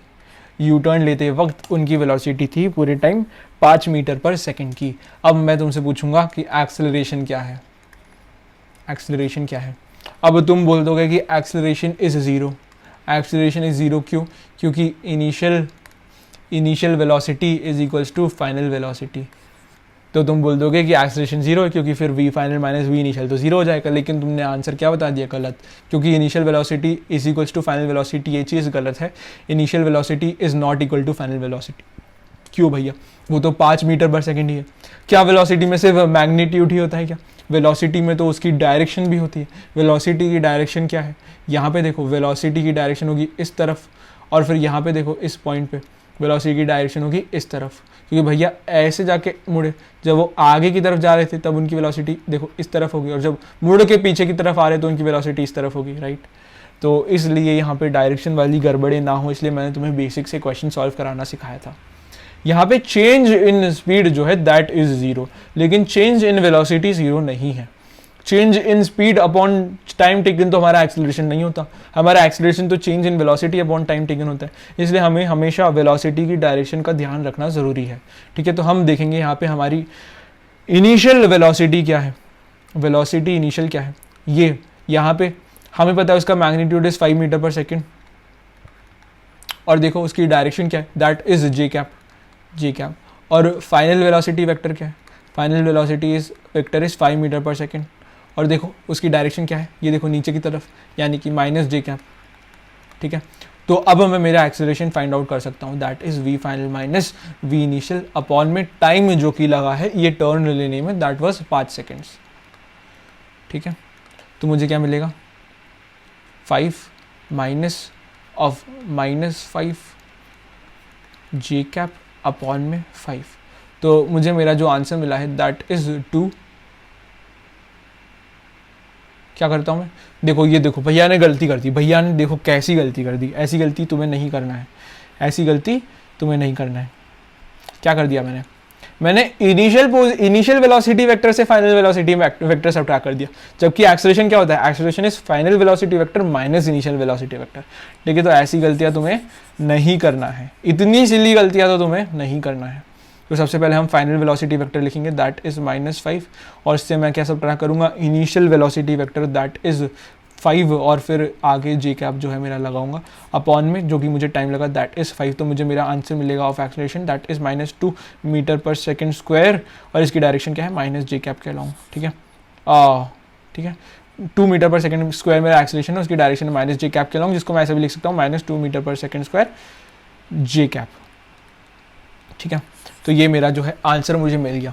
तो आंसर में मैं डायरेक्शन में कंफ्यूज ना हो रहा हूँ, इसलिए हमेशा मुझे इस तरीके से सिस्टमैटिकली चीज़ें लिख के सॉल्व करना है। ठीक है, और यहाँ पे तुम फिजिकली भी सोच सकते हो, यहाँ पे तुम फिजिकली भी सोच सकते हो, भैया पहले आगे की तरफ जा रहे थे 5 मीटर पर सेकेंड स्क्वायर से, फिर वो मुड़े और फिर पीछे की तरफ आ रहे 5 मीटर पर सेकेंड स्क्वायर से, राइट। तो ऐसा होते टाइम जो वेलोसिटी वेक्टर आगे की तरफ था उसको पीछे की तरफ करने के लिए कुछ एक एक्सेलरेशन वाला वेक्टर लगा होगा, राइट। और वो एक्सेलरेशन वाला वेक्टर भी पीछे की तरफ ही लगा होगा, तभी उसने जो मेरा आगे की तरफ वाला वेलोसिटी वेक्टर था उसको कैंसिल आउट करा, पूरी तरीके से कैंसिल आउट कर दिया, और उसके बाद एक पूरा नया वेलोसिटी वेक्टर बना दिया उसके अपोजिट डायरेक्शन में, इसलिए वो पीछे की तरफ लग रहा होगा एक्सेलरेशन। ऐसा तुम 3D में इमेजिन करके सोच सकते हो, 2D में इमेजिन करके सोच सकते हो। ठीक है, 3D तो यहाँ पे ज़रूरत नहीं पड़ रही। ठीक है, तो ये हमने समझ लिया, एक्सेलरेशन के ऊपर हमने एक और क्वेश्चन देख लिया। इसी के साथ यार एक्सेलरेशन के ऊपर एक और क्वेश्चन देखो, एवरेज एक्सेलरेशन के ऊपर हम अभी क्वेश्चंस कर रहे हैं। इंस्टेंटेनियस एक्सेलरेशन तो बहुत ही आसान है यार, उसके लिए हमें क्या करना होगा, इंस्टेंटेनियस एक्सेलरेशन के लिए हम वेलोसिटी को डिफरेंशिएट कर देंगे तो हमें इंस्टेंटेनियस एक्सेलरेशन मिल जाएगा। तो यार वो बड़ी आसान सी चीज़ है, उसमें तुम्हें इतना टाइम लगेगा नहीं, तो चिंता ना करो। ठीक है, तो अभी मैं क्या बात कर रहा हूँ, अभी मैं बात कर रहा हूँ अबाउट एवरेज एक्सेलरेशन। ठीक है, तो अगर मेरा एक पार्टिकल है वो सबसे पहले सीधे जा रहा है, और वो सीधे जा रहा है 5 मीटर पर सेकेंड स्क्वायर से, 5 मीटर पर सेकेंड स्क्वायर नहीं, 5 मीटर पर सेकेंड से, that is its velocity, right. और ये क्या हो जाएगा, जे कैप। और उसके बाद वो राइट टर्न लेता है, और वो राइट टर्न लेने में उसे जो टाइम लगता है वो टाइम है ऑफ 4 सेकेंड्स। ठीक है, और राइट टर्न लेने के बाद उसकी जो वेलोसिटी हो जाती है that is 5 metre per second, और इसकी यूनिट में बोल देता हूँ that is I cap, right. Right. तो अब मैं तुमसे क्या पूछ रहा हूँ, अब मैं तुमसे पूछ रहा हूँ एक्सेलरेशन बताओ ड्यूरिंग दोज 4 सेकेंड, यानी कि जब उसने टर्न लिया तभी एक्सेलरेशन बताओ मेरे को। तो एक्सेलरेशन बताने के लिए तुम क्या करोगे, फाइनल वेलोसिटी वेक्टर लिखोगे that is 5 cap minus initial velocity vector लिखोगे दैट इज 5 कैप, ठीक है। अपॉन में टाइम जो कि लगा इस कार्यक्रम को होने में, तुम इसको 4 से डिवाइड कर दोगे और यही क्या मिल गया मुझे, ये मिल गया मुझे मेरा एक्सेलरेशन, एवरेज एक्सेलरेशन, और इसकी यूनिट क्या आ जाएगी, मीटर पर सेकेंड स्क्वायर। अब अगर मैं तुमसे इसका मैग्नीट्यूड पूछूंगा तो इसका मैग्नीट्यूड क्या होगा, इसका magnitude will be nothing but under root of 5/4 का होल स्क्वायर प्लस 5/4 का होल स्क्वायर। ये मैंने फॉर्मूला तुम्हें बहुत अच्छी तरीके से वेक्टर्स में समझा रखा है यार। इसके काफ़ी सारे इससे रिलेटेड क्वेश्चंस तो टेस्ट सीरीज में भी आ गए थे, तो तुम्हें इस सारी बेसिक चीज़ों में तो अब डाउट नहीं बचना चाहिए, ठीक है। तो इस तरीके से हमने जो है और एक और क्वेश्चन देख लिया, ठीक है। अब हम फाइनली इंस्टेंटेनियस एक्सेलरेशन पे आ जाते हैं यार, जो कि हमारी बड़ी आसान सी चीज़ थी। थोड़ी कॉम्प्लिकेशन एवरेज एक्सेलरेशन में होती, तो उससे रिलेटेड मैंने तुम्हें सवाल जो है करा लिए।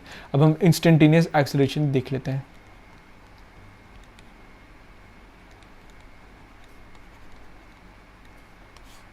इंस्टेंटेनियस एक्सेलरेशन देख लेते हैं। Instantaneous acceleration is nothing but acceleration at an instant।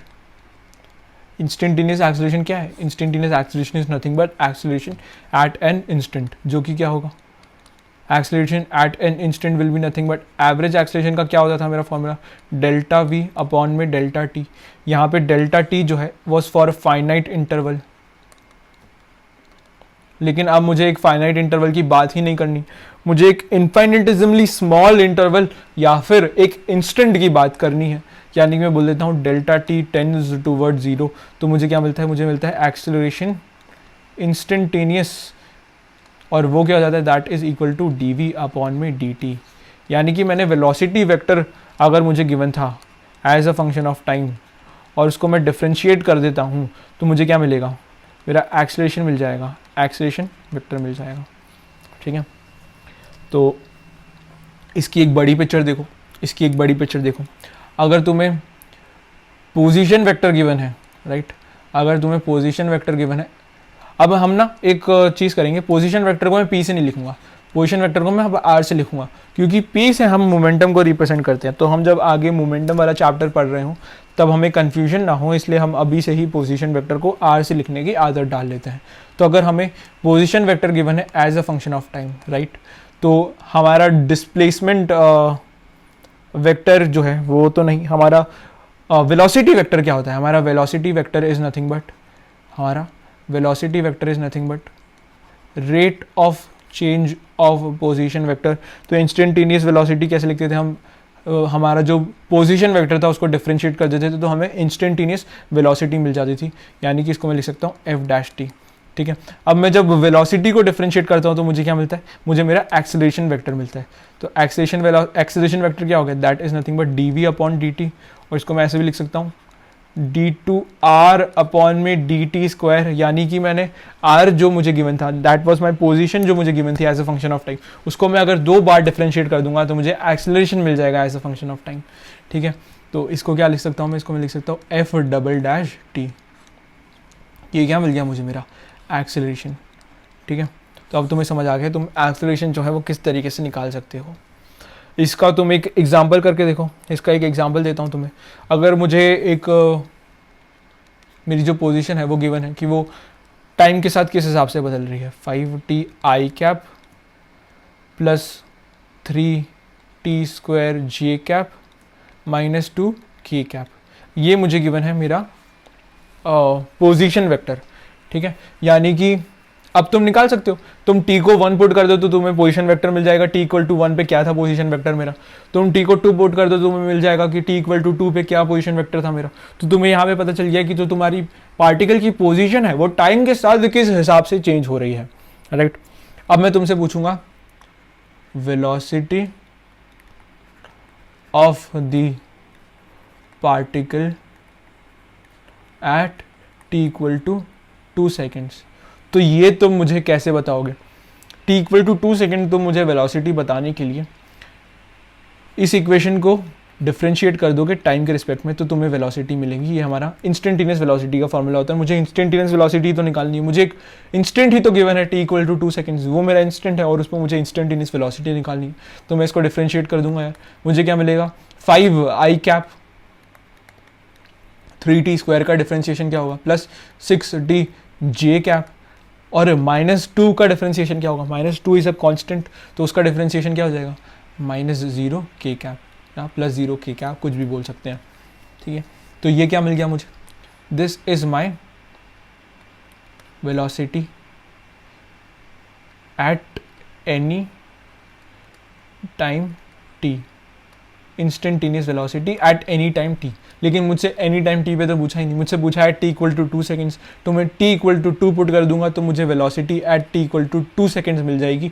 That will be 5i cap plus 12j cap, ठीक है। ये क्या मिल गई मुझे? मेरी instantaneous velocity at t equal to 2 seconds, ठीक है। अब अगर मैं तुमसे पूछूं find the acceleration, find the acceleration, तो एक्सेलरेशन हम कैसे फाइंड आउट करेंगे? एक्सेलरेशन फाइंड आउट करने के लिए हम वेलोसिटी को टाइम के रिस्पेक्ट में डिफरेंशिएट कर देंगे। तो वेलोसिटी को अगर हम टाइम के रिस्पेक्ट में डिफरेंशिएट करेंगे, यानी कि हम dv upon dt find out करेंगे, यानी कि यहाँ पे जो ये क्वांटिटी है, जो हमारी इंस्टेंटेनियस वेलोसिटी हमें मिल रही है किसी भी t पे, उसको हम डिफरेंशिएट कर देंगे विद रिस्पेक्ट टू टाइम, तो हमें क्या मिलेगा? हमें मिलेगा इंस्टेंटेनियस एक्सेलरेशन। तो इसको डिफरेंशिएट करो, क्या मिलेगा? 5 जो है दैट इज अ कांस्टेंट, तो हमें मिलेगा 0i कैप प्लस 60 का डिफरेंशिएशन क्या होगा? That will B 6j cap plus 0k cap, ठीक है। तो ये क्या हो गया हमारा? एक्सेलरेशन। ये क्या हो गया हमारा? एक्सेलरेशन। तो किस तरीके से अगर हमें पोजीशन वेक्टर गिवन है तो उसको डिफरेंशिएट करके हम उसकी वेलोसिटी वेक्टर और उसका acceleration vector, instantaneous acceleration, instantaneous velocity vector किसी भी टाइम पे फाइंड आउट कर सकते हैं। तो कितनी ही अच्छी चीज़ है यार। अगर अब मैं तुमसे पूछूं, यहाँ पे मैं और भी क्वेश्चन बना सकता हूँ, ठीक है। मैं तुमसे और क्वेश्चन पूछता हूँ, यहाँ पे मैं तुमसे और क्वेश्चन पूछता हूँ, ठीक है। Find speed at t equal to 1 second. कौन सी speed? Find find instantaneous speed,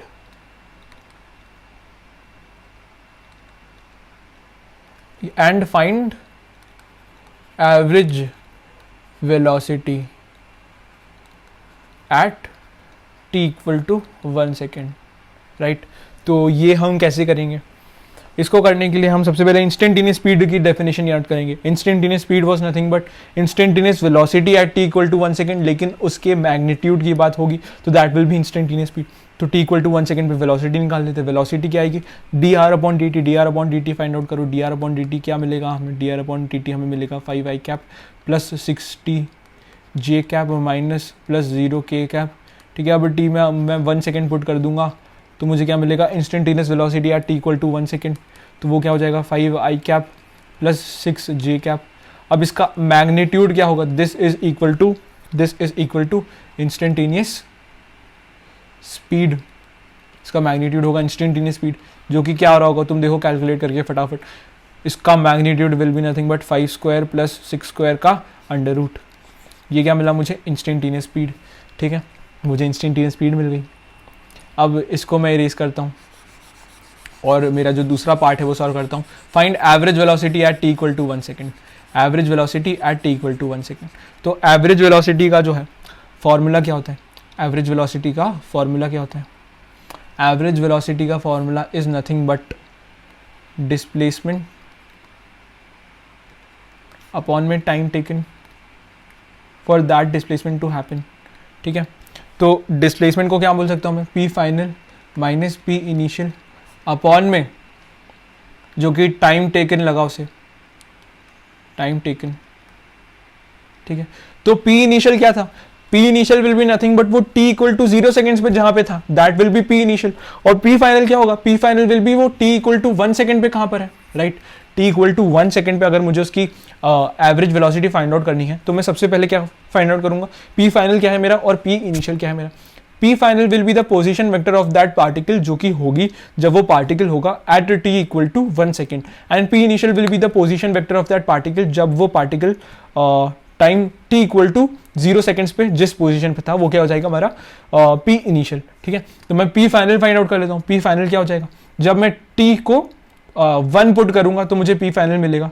तो मेरा p फाइनल क्या हो गया, p फाइनल हो जाएगा 5i cap plus 3j cap minus 2k cap, और मेरा p इनिशियल क्या होगा, p इनिशियल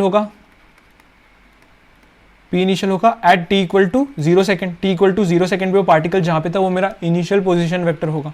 ठीक है, तो अगर मैं t equal to 0 second put कर दूंगा तो मेरे को मेरा इनिशियल पोजीशन वेक्टर क्या मिल रहा है, माइनस 2k कैप, राइट। तो अब मैं p final minus p initial upon में टाइम टेकन करूंगा तो मुझे क्या मिलेगा, मेरी एवरेज वेलोसिटी। अब मैं यहाँ पे वो कर लेता हूँ, p final minus p initial करूंगा, p final minus p initial करूंगा तो मुझे क्या मिलेगा, बस 5i cap plus 3j cap upon में time taken t equal to 0 second और t इक्वल टू 1 सेकंड के बीच में टाइम टेकन क्या है, दैट इज 1 सेकंड। तो ये क्या मिली मुझे, एवरेज वेलोसिटी। और देखो ये हमारी जो इंस्टेंटेनियस वेलोसिटी थी उससे किस तरीके से अलग है। इंस्टेंटेनियस वेलोसिटी तो जो हमारा पाथ ट्रैवल था उसकी टेंजेंट के अलॉन्ग उसकी डायरेक्शन थी, लेकिन एवरेज वेलोसिटी जो है उसकी डायरेक्शन हमारी इनिशियल पोजीशन वेक्टर से लेके उसके फाइनल पोजीशन वेक्टर को ज्वाइन करने वाला जो वेक्टर है वो होती है, उसके अलॉन्ग होती है, राइट। तो इस तरीके से मैंने तुम्हें इस वीडियो में काफ़ी सारे कंसेप्ट बता दिए हैं एंड उससे रिलेटेड काफ़ी सारे क्वेश्चन करके तुम्हें जो है प्रैक्टिस करवा दी है। ठीक है, अब हम एक्सेलरेशन के बारे में एक और चीज़ समझ लेते हैं। एक्सेलरेशन के बारे में हम एक और चीज़ समझ लेते हैं। हमें पता है अगर हमें velocity as a function of time given है या फिर हमें position vector as a function of time given है तो हम acceleration as a function of time कैसे निकाल सकते हैं। ठीक है, लेकिन अब क्वेश्चन है कि अगर तुम्हें velocity as a function of time given है, नहीं, अब अगर तुम्हें velocity as a function of distance given है, एज अ फंक्शन ऑफ, अगर तुम्हें velocity as a function of position given है, राइट, अगर तुम्हें velocity as a function of position given है तब तुम एक्सेलरेशन जो है वो as a function of position कैसे फाइंड आउट कर सकते हो, ये तुम कैसे करोगे। ठीक है, तो थोड़ी सी मैनिपुलेशन हम करके एक नया फॉर्मूला जो है डिराइव कर लेंगे जिसको हम यूज़ करके हमेशा acceleration as a function of position निकाल सकते हैं, राइट। तो एक्सेलरेशन क्या होता है, एक्सेलरेशन इज dv अपॉन में dt। ये क्या होता है हमारा एक्सेलरेशन, इसको अगर मैं dr अपॉन में dr से मल्टीप्लाई करूँ, अगर मैं इसको dr अपॉन में dr से मल्टीप्लाई करूँ तो मुझे क्या मिलेगा, acceleration is equals to dv upon में dr इंटू dr अपॉन में dt। ऐसे बस लिख रहा हूँ मैं, लिखने का एक और तरीका है, राइट। तो यहाँ पे dr अपॉन dt क्या हो जाएगा, dr अपॉन dt क्या हो जाएगा, this is equal to velocity. dr upon dt क्या हो जाएगा, this is equal to velocity, और dv अपॉन dr को मैं एज इट इज़ लिख दूंगा। तो मेरा एक्सेलरेशन का मेरे को एक और मिल गया formula, that is v dv upon में dr, राइट। तो ये मैंने एक्सेलरेशन का एक और फॉर्मूला जो है बना दिया है, इसको तुम याद करो। This is the major formula. Formula क्या है, acceleration is equals to v dv upon में dr, या फिर इसको हम ऐसा भी लिख सकते हैं v dv अपॉन में dx। यहाँ पे r और x क्या है, this is nothing but position vector, this is nothing but position vector. ठीक है, अलग अलग रिप्रेजेंट करने के तरीके हैं।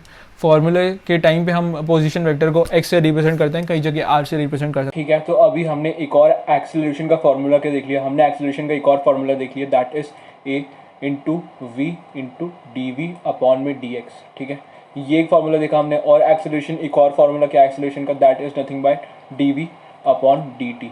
ये फार्मूला कब यूज़ करेंगे हम, ये फार्मूला हम तब यूज़ करेंगे जब हमें acceleration as a function of time निकालना होगा, एंड ये फार्मूला कब यूज़ करेंगे हम, जब हमें acceleration as a function of X निकालना होगा। ये फार्मूला क्या हर बच्चे को आता है, जी हर बच्चे को आता है। ये फार्मूला भी हर बच्चे को सिखाया जाता है, लेकिन हर बच्चा याद नहीं रखता, इसलिए कंपटीशन में सवाल इधर से आते हैं। तुम्हें ये वाला जो फार्मूला है वो याद रखना है। ठीक है, अब अगर तुम्हें वेलोसिटी गिवन है as a function of X, ठीक है, और तुम्हें वेलोसिटी गिवन है कुछ as a function of time, ठीक है, दोनों गिवन है, ठीक है। तो हम एक्सेलरेशन जो है as a function of X और acceleration as a function of time निकाल सकते हैं कि नहीं। Acceleration as a function of time निकालने के लिए तो तुम्हें कुछ नहीं करना है, इसको डिफरेंशिएट करना है, राइट। इसको तुम डिफरेंशिएट करोगे तो तुम्हें एक्सेलरेशन क्या मिल जाएगा, जी डैश ऑफ टी, ठीक है। अब तुम्हें acceleration as a function of X निकालना है तो तुम क्या करोगे, तुम्हें इसको जो है डिफरेंशिएट करना पड़ेगा ताकि तुम्हें D we upon D X मिले, D we upon D X मिले। वो क्या आएगा तुम्हारा एफ डैश एक्स, वो क्या आएगा तुम्हारा एफ डैश एक्स। अब तुम D we upon D X को जब वी से मल्टीप्लाई करोगे, यानी कि तुमने उसको मल्टीप्लाई कर दिया एफ ऑफ एक्स से, तो यही क्या हो जाएगा तुम्हारा, यही हो जाएगा तुम्हारा एक्सेलरेशन। तो एक्सेलरेशन तुम्हें क्या मिल गया, जी डैश टी, या फिर उसको ऐसे ही बोल सकते हैं F dash x into F of x. Function मैंने तुम्हें इसी दिन के लिए बताया था ताकि हम जनरलाइज करके कोई भी फंक्शन लेके हमारे सारे फॉर्मूला जो है फटाक से ऐसे डिराइव कर दें, ठीक है। अब इसका एग्जांपल दे दो, अगर तुम्हें दिया है velocity is equal to 5x, right, velocity is equal to 5x। अब तुमसे मैं फाइंड आउट करने के लिए बोल रहा हूँ, फ्रेश पेज लेते हैं। अगर तुम्हें गिवन है वेलोसिटी इक्वल टू 5x, ठीक है। अब तुम्हें फाइंड आउट करना है कि इसका एक्सेलरेशन जो है, वेलोसिटी तुम्हें गिवन है as a function of x, तब तुम्हें फाइंड आउट करना है acceleration as a function of x and as a function of time, ठीक है। यहाँ पे एक लेवल और जाते हुए अब तुम यहाँ से ही as a function of time acceleration निकाल सकते हो कि नहीं। जी हाँ, मैंने तुम्हें सारी चीज़ें बताई है जो रिक्वायर्ड है ये वाला पोर्शन फाइंड आउट करने के लिए। तुम्हें तुम्हारे दिमाग को अब यहाँ से जोर देना सीखना होगा और इसको खुद से करने की कैपेसिटी जो है धीरे धीरे डेवलप करनी होगी। अगर नहीं हो पा रही निराश में तो यार मैं अभी समझाता हूँ, ठीक है। तो अगर हमें acceleration as a function of X निकालना है, जब हमें velocity as a function of X पता है, तो हम क्या बोल देते हैं, acceleration is nothing but V D we upon में डी एक्स, राइट। तो डी वी अपॉन में डी एक्स क्या आएगा, डी वी अपॉन में D X is nothing but D we upon में डी एक्स क्या आएगा, डी वी अपॉन में डी एक्स जो है वो आ जाएगा हमारा 5, ठीक है। और v क्या होगा मेरा, v तो 5x है, वही मैं पुट कर देता हूँ, ठीक है। तो ये मैं लिख सकता हूँ acceleration v D we upon में D X, D we upon में डी एक्स ये 5 है मेरा, राइट, और v क्या है मेरा 5x है, ठीक है। तो ये मिल गया मुझे acceleration as a function of x, that is nothing but acceleration is equals to 25x, ठीक है, ये मिल गया। अब मैं तुम्हें बोल रहा हूँ फाइंड आउट करने के लिए acceleration as a function of time, ठीक है। अब तुम्हें acceleration as a function of time निकालना है, तो वो तुम कैसे कर सकते हो, उसके लिए तुम देखो, ये देखो, अगर मुझे x as a function of time मिल जाएगा, अगर मुझे x as a function of time मिल जाएगा तो मैं v as a function of time निकाल सकता हूँ और फिर मैं acceleration as a function of time निकाल सकता हूँ। तो मेरा टारगेट है सबसे पहले क्या, मैं ये ढूंढ सकता हूँ, ठीक है। तो देखो यार, ये तो मैं ढूंढ सकता हूँ, कैसे, मैं v को क्या लिख सकता हूँ, मैं v को लिख सकता हूँ dx अपॉन में dt, और वो किसके इक्वल आ जाएगा 5x के इक्वल। तो फिर dx किसके इक्वल हो जाएगा, dx अपॉन में 5x is equals to D T, ये मैं बोल सकता हूँ, राइट। डी एक्स अपॉन में 5x डी टी के इक्वल है। मैंने क्या करा, ठीक है, पेज क्लियर करता हूँ और इसको तुम्हें बहुत अच्छे से समझाता हूँ। v इक्वल टू 5x है, मैं को फाइंड आउट करना है acceleration as a function of time. इसको फाइंड आउट करने के लिए मैं सबसे पहले फाइंड आउट करने की कोशिश करूँगा x as a function of time. जब मुझे x as a function of time मिल जाएगा, ठीक है, तब मैं उसको 2 बार डिफरेंशिएट करके acceleration as a function of time निकाल लूंगा, क्योंकि एक्सेलरेशन क्या होता है, acceleration is nothing but D two X by D T square, ठीक है, ये हमको पता है। तो मैं अभी ये फाइंड आउट करने की कोशिश कर रहा हूँ। इसको मैं फाइंड आउट कैसे करूँगा, इसको फाइंड आउट करने के लिए मैं वेलोसिटी को लिखूंगा डी एक्स अपॉन में डी टी, राइट, और उसको मैंने इक्वेट करा 5x के। तो यहाँ से बोल सकता हूँ डी एक्स अपॉन में 5x is equals to D T, ठीक है। अब यहाँ पे मुझे डेफिनेट इंटीग्रेशन करना होगा, मुझे क्या करना होगा, डेफिनेट इंटीग्रेशन। मैं कुछ x इनिशियल से x फाइनल तक इसको इंटीग्रेट कर देता हूँ और टाइम इंटरवल 0 से लेके t तक, ठीक है। तो मुझे देखो आंसर क्या मिल रहा है, मुझे आंसर मिल रहा है 1/5 ln of x final minus ln of x initial, ठीक है। ये जो है मेरा मुझे आंसर मिल रहा है इज इक्वल्स टू t।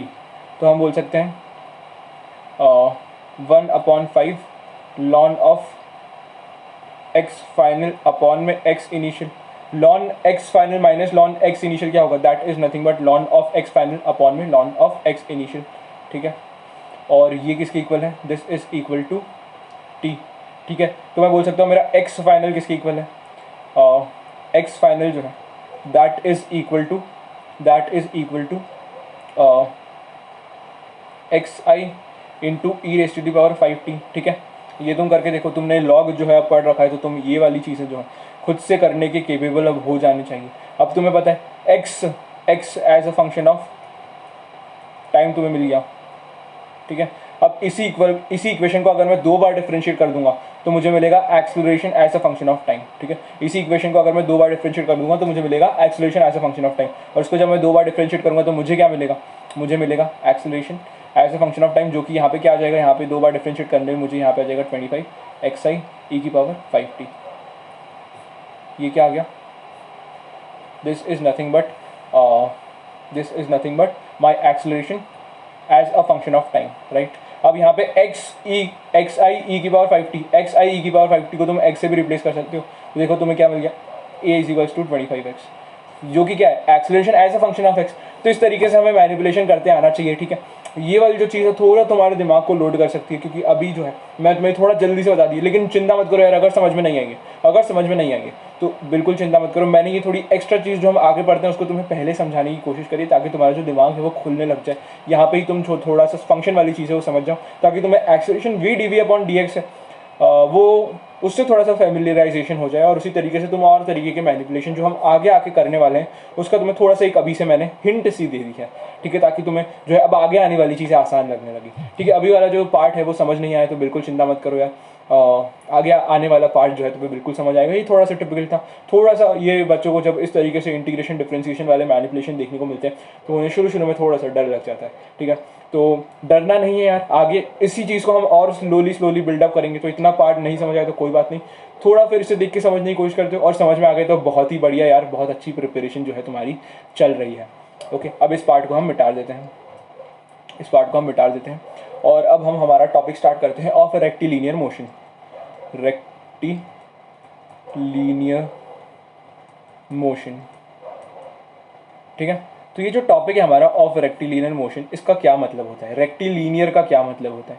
तो रेक्टिलिनियर का मतलब होता है इन अ लाइन, एक लाइन में जो मोशन होगा, यानी कि 1D जो मोशन होगा उसके ऊपर जब हम एनालिसिस करेंगे तब वो हम किस टॉपिक के अंदर करेंगे, वो हम रेक्टिलिनियर मोशन वाला जो हमारा चैप्टर है उसके अंदर हम जो 1D में हमारा मोशन हो रहा होगा उसकी जो है एनालिसिस पूरी तरीके से करने वाले हैं, ठीक है।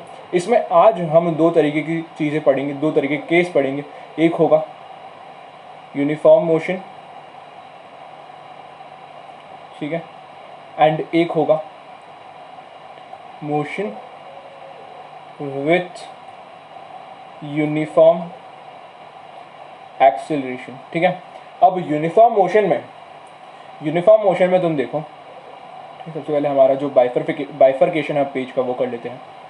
ओके, अब अगर यूनिफॉर्म मोशन है, राइट, मोशन जो है हमारा यूनिफॉर्म है, इसका क्या मतलब होता है, इसका मतलब कुछ नहीं होता है। इसका मतलब बस यही होता है कि जो वेलोसिटी है हमारी, वेलोसिटी जो है हमारी वो हमेशा क्या होने वाली है, कांस्टेंट, ठीक है। वेलोसिटी क्या होने वाली है, हमारी हमेशा कांस्टेंट होने वाली है, ठीक है। तो इससे मैं ये बोल सकता हूँ कि अगर मेरी वेलोसिटी कांस्टेंट है तो एक्सेलरेशन क्या होता है। अगर मुझे वेलोसिटी पता है तो वेलोसिटी का differentiation with respect to time ही तो एक्सेलरेशन होता है। वेलोसिटी का डिफरेंशिएशन ही तो विद रिस्पेक्ट टू टाइम क्या होता है, एक्सेलरेशन होता है। तो एक्सेलरेशन क्या हो जाएगा, एक्सेलरेशन 0 होगा। एक्सेलरेशन 0 किस केस में होगा, जब हमारी जो वेलोसिटी है वो कांस्टेंट होगी और जो मेरा मोशन है वो कौन सा होगा, यूनिफॉर्म मोशन होगा, ठीक है। अब यहाँ पे देखो डिस्प्लेसमेंट क्या आएगा, वेलोसिटी को क्या मैं लिख सकता हूँ, ds अपॉन में dt। इंस्टेंटेनियस वेलोसिटी को क्या मैं लिख सकता हूँ, ds अपॉन में dt, ठीक है। तो ds अपॉन में dt किसके इक्वल आएगा, ds अपॉन में dt एक कांस्टेंट के इक्वल आएगा, ठीक है। उस कांस्टेंट को मैं बोल देता हूँ u क्या है, मेरी इनिशियल वेलोसिटी, और वही फाइनल वेलोसिटी के इक्वल है, तो मुझे फर्क नहीं पड़ता। मेरी एक वेलोसिटी है जो कि कांस्टेंट है पूरे समय, जिसकी वैल्यू है u, ठीक है। तो अब मैं यहाँ पे जो मेरा ds है उसको ऐसे लिख सकता हूँ u dt, ठीक है। अब यहाँ पे मैं इसको इंटीग्रेट करूंगा, क्योंकि जो ds है उसको मुझे s में कन्वर्ट करना है, राइट। लेकिन जब मैं इंटीग्रेट करूंगा तो मुझे लिमिट्स लगानी, क्योंकि अगर मैं लिमिट्स नहीं लगाऊंगा तो मुझे कांस्टेंट मिल जाएगा। मैं डेफिनेट इंटीग्रेशन करूंगा तो मुझे मेरा जो कांस्टेंट है वो नहीं मिल रहा होगा, इसलिए मैं हमेशा डेफिनेट इंटीग्रेशन करने की सोचूंगा, ठीक है। तो अगर मेरा जो डिस्प्लेसमेंट है, राइट, अगर मेरा जो, ठीक है, यहाँ पे ds अपॉन में dt क्या होता है, ds अपॉन में dt क्या होता है, that is equal to our velocity, और वो एक कांस्टेंट क्वांटिटी थी और वो u के इक्वल थी, वो मैंने यहाँ पे लिख दिया, ठीक है। यहाँ पे s क्या है, s है पार्टिकल की पोजीशन, s है पार्टिकल की पोजीशन, ठीक है। अब ds में जब मैं लिमिट्स पुट कर रहा हूँ तो मैं मेरी पोजीशन इनिशियल पोजीशन को बोल देता हूँ xi और फाइनल पोजीशन को बोल देता हूँ xf, तक मैं जो है इंटीग्रेट मेरी डेरिवेशन की लिमिट्स मेरी इंटीग्रेशन की लिमिट्स डाल देता हूँ। और यू डी टी, तो यहाँ पे मुझे डी टी की लिमिट्स डालनी है, डी टी टाइम 0 से लेकर टी तक मैं बोल देता हूँ, ठीक है। तो मुझे मेरा आंसर क्या मिलेगा, मुझे मेरा आंसर मिलेगा X final minus X initial is equals to U T. ये देखो, ये देखो, ये हमने सीख लिया, ये हमने सीख लिया, ठीक है। Similarly motion with uniform acceleration में क्या होगा, मोशन विद यूनिफॉर्म एक्सेलरेशन में देखो, मोशन विद यूनिफॉर्म एक्सेलरेशन में क्या होगा, यूनिफॉर्म एक्सेलरेशन लिखा है, यानी कि हमारा जो एक्सेलरेशन है वो क्या होगा, हमारा कांस्टेंट होगा, एक्सेलरेशन हमारा कांस्टेंट होगा, राइट। तो एक्सेलरेशन क्या होता है, acceleration is nothing but DV upon में डी टी, और ये किसके इक्वल है, कांस्टेंट क्वांटिटी के मैं बोल देता हूँ, that is equal to a constant acceleration जो ए है इज इक्वल्स टू ए, ठीक है। तो अब इसमें मैं वही चीज़ करूँगा, इसको मैं इंटीग्रेट करूँगा, डी क्या आ जाएगा is equals to A D T, और इसको मुझे इंटीग्रेट किस तरीके से करना है, इसको मुझे इंटीग्रेट करना है वी इनिशियल से लेके वी फाइनल तक, और इसको मुझे इंटीग्रेट करना है टी इनिशियल से लेके टी फाइनल तक, ठीक है। तो यहाँ पे भी मुझे वही रिजल्ट देखने को मिल रहा होगा, V final minus we initial is equals to A into, या फिर इसको 0 से लेके किसी टाइम टी तक इंटीग्रेट कर दो तो तुम्हें मिलेगा ए इंटू टी, ठीक है। ये हमारा फॉर्मूला हो गया, और ये एक्सेलरेशन का हमारा फॉर्मूला होता था। एक्सेलरेशन का फॉर्मूला क्या होता था, V F minus V I upon में टी। ये एक इक्वेशन ऑफ मोशन भी होती थी जो हमने क्लास में पढ़ी थी, ठीक है। अब तुम्हें थोड़ा समझ आ रहा है कि हम किस तरीके से जो है हमारी जो सारी इक्वेशन ऑफ मोशंस है वो निकाल सकते हैं। मैंने तुम्हें थोड़ी सी फील दी है, ठीक है। अभी मैंने तुम्हें इतना सारा पार्ट जो हम अब धीरे धीरे करके समझेंगे उसको मैंने एकदम से समझा दिया ताकि तुम्हें पूरी समरी से मिल जाए अब हम क्या पढ़ने वाले हैं। अब मैं ये सारी चीज़ें तुम्हें धीरे धीरे समझाऊंगा, ठीक है। तो सबसे पहले हेडिंग डालो यूनिफॉर्म मोशन। अब इसमें हम धीरे धीरे जाके इनके सारे ग्राफ्स की भी बात करेंगे, ठीक है, और थोड़े थोड़े क्वेश्चंस किस तरीके से पूछ सकते हैं वो भी मैं तुम्हें बता रहा हूँ। हेडिंग डालो यूनिफॉर्म मोशन। तो यूनिफॉर्म मोशन में हमें क्या क्या चीज़ पता है यार, यूनिफॉर्म मोशन में हमें क्या क्या चीज़ पता है। यूनिफॉर्म मोशन में we know that its velocity is equals to constant and acceleration is equals to 0, ठीक है। और इसका जो डिस्प्लेसमेंट है वो इसकी जो पोजीशन है, position is the correct word. Position हम कैसे लिख सकते हैं, पोजीशन क्या होती है, position is nothing but D X upon D T, D X upon D T is equals to constant, और ये किसके इक्वल है, इसको मैं बोल देता हूँ यू, तो ये यू के इक्वल है। वेलोसिटी जो है D X upon D T होती है और वो यू के इक्वल है जो कि कॉन्स्टेंट क्वांटिटी, तो उसको मैंने ऐसे डिफरेंशियल फॉर्म में लिखा है, राइट। अब मैं डी एक्स को क्या लिख सकता हूँ, डी एक्स को मैं लिख सकता हूँ यू डी टी, राइट। अब मैं दोनों साइड इंटीग्रेट करूँगा, दोनों साइड इंटीग्रेट करूँगा, दोनों साइड इंटीग्रेट करूँगा। मेरी इनिशियल पोजीशन थी एक्स आई और फाइनल पोजीशन है एक्स एफ, ठीक है। मेरी लिमिट्स में ऐसे ही तो लगाता हूँ यार। मैंने तुम्हें बहुत अच्छे से ये बेसिक मैथमेटिक्स जब हम पढ़ रहे थे तो बहुत अच्छे ये वाला पार्ट समझा है। जिसको थोड़ा सा भी डाउट आ रहा है प्लीज़ वो पार्ट जाके देख लो। तुम्हारे कंसेप्ट का सवाल है, तुम्हारे यहाँ फ्यूचर का सवाल है, तो यार अभी तुम खिलवाड़ ना करो। 11th का जो बेस होता है यही अगर हमारा बनता है तो ही हमें 11th और 12th में पूरा फिजिक्स पढ़ने में मज़ा आ रहा होता है यार। अगर हमारी थोड़ी थोड़ी सी ये चीज़ें छूट जाएंगी तो धीरे धीरे होते होते हमको फिजिक्स समझ में नहीं आएगा और हमारी जो है सब्जेक्ट से नफरत होती जाएगी, ठीक है। अब टाइम की हम क्या लिमिट डालते हैं 0 से t, तो हमें क्या मिला है X final minus X initial is equals to U T, यानी कि हम बोल सकते हैं X final is equals to X initial plus U T. ये क्या आ गई, this is nothing but equation of motion for uniform motion, right. ये क्या है हमारी इक्वेशन ऑफ मोशन। हमें यहाँ पे मिल गया है, अगर हमें किसी भी पार्टिकल का स्टार्टिंग पॉइंट पता है, स्टार्टिंग पोजीशन पता है, और हमें उसकी कांस्टेंट जो वेलोसिटी से वो चल रहा है वो पता है, तो हम उसकी किसी भी टाइम में क्या पोजीशन है वो लिख सकते हैं, ठीक है। ये हमने इस तरीके से मैथमेटिक्स यूज़ करके निकाल लिया, ठीक है। अब इसके ग्राफ्स दिखना तुम, हम फाइंड आउट करने की कोशिश करेंगे। अब कुछ ग्राफ्स फाइंड आउट करने की कोशिश करते हैं हम, ठीक है। ग्राफ फाइंड आउट करने की कोशिश करते हैं। तुम मुझे बताओ कि हमारा 3 ग्राफ्स बनाते हैं हम।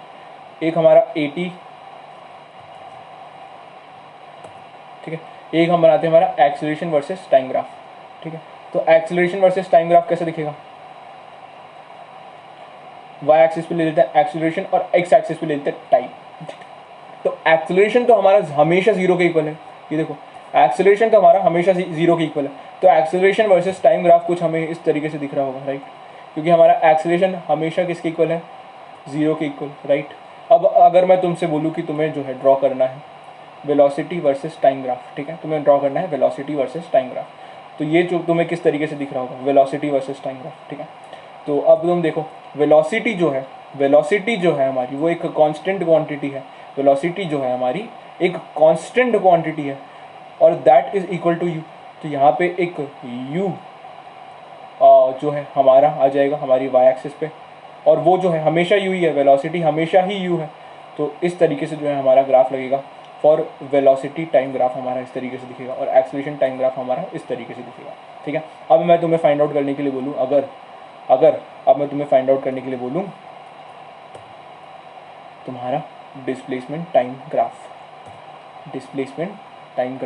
ठीक है, तो डिस्प्लेसमेंट टाइम ग्राफ, या फिर मैं तुम्हें बोलता हूँ पोजीशन टाइम ग्राफ ड्रॉ करने के लिए, राइट, मैं तुम्हें बोलता हूँ पोजीशन टाइम ग्राफ ड्रॉ करने के लिए, तो वो तुम कैसे करोगे?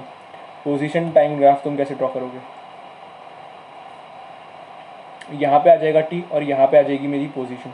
ठीक है, अब ये देखो, ये इस इक्वेशन की, ये तो क्या है, ये एक लीनियर इक्वेशन है, ये एक लीनियर इक्वेशन है जिसका जिसका जिसका y इंटरसेप्ट क्या है, y इंटरसेप्ट है xi, तो यहाँ पे आ जाएगा xi। ठीक है, और उसकी स्लोप क्या है, उसकी slope is equal to u, यहाँ पे जो थीटा है tan theta is equals to u। ठीक है, तो ये जो है मेरा ग्राफ आ गया, एक्स टी ग्राफ आ गया। ये मैंने कैसे बताया, स्लोप u के इक्वल है और उसका जो y इंटरसेप्ट है वो xi के इक्वल है। ये मैंने तुम्हें बहुत अच्छे से बताया कि लाइन की इक्वेशन को, लाइन के ग्राफ्स को हम कैसे प्लॉट कर सकते हैं, बेसिक मैथमेटिक्स में ही मैंने तुम्हें बताया है।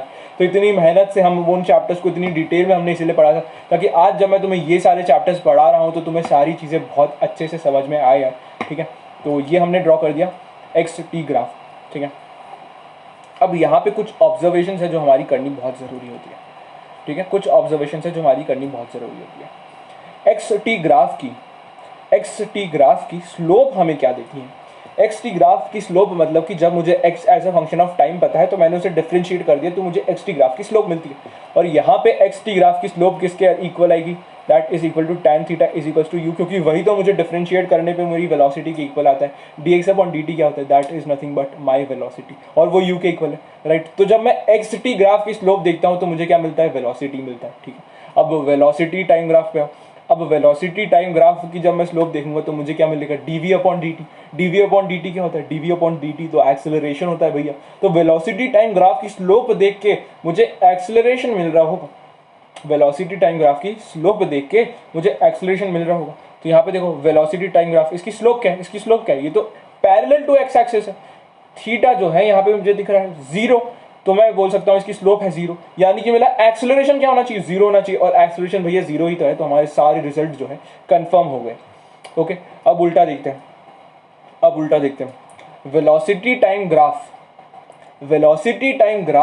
का एरिया मुझे क्या देता है? राइट, वेलोसिटी टाइम ग्राफ का एरिया मुझे क्या देता है? ठीक है, तो वेलोसिटी टाइम ग्राफ का जो एरिया है वो मुझे डिस्प्लेसमेंट वाला जो चीज़ है वो देता है, राइट। वो पोजीशन जो है वो हमें नहीं मिलेगी, हमें जो है वेलोसिटी टाइम ग्राफ से हमारा जो डिस्प्लेसमेंट है वो मिल रहा होगा। ठीक है, ये तुमने याद रख लिया। और सिमिलरली एक्सेलरेशन टाइम ग्राफ से तुम्हें क्या मिलेगा? एक्सेलरेशन टाइम ग्राफ से तुम्हें वेलोसिटी मिल रही होगी, एक्सेलरेशन टाइम ग्राफ के एरिया से तुम्हें वेलोसिटी मिल रही होगी। ठीक है, फिर से देखो, 3 ग्राफ बनाए हैं मैंने।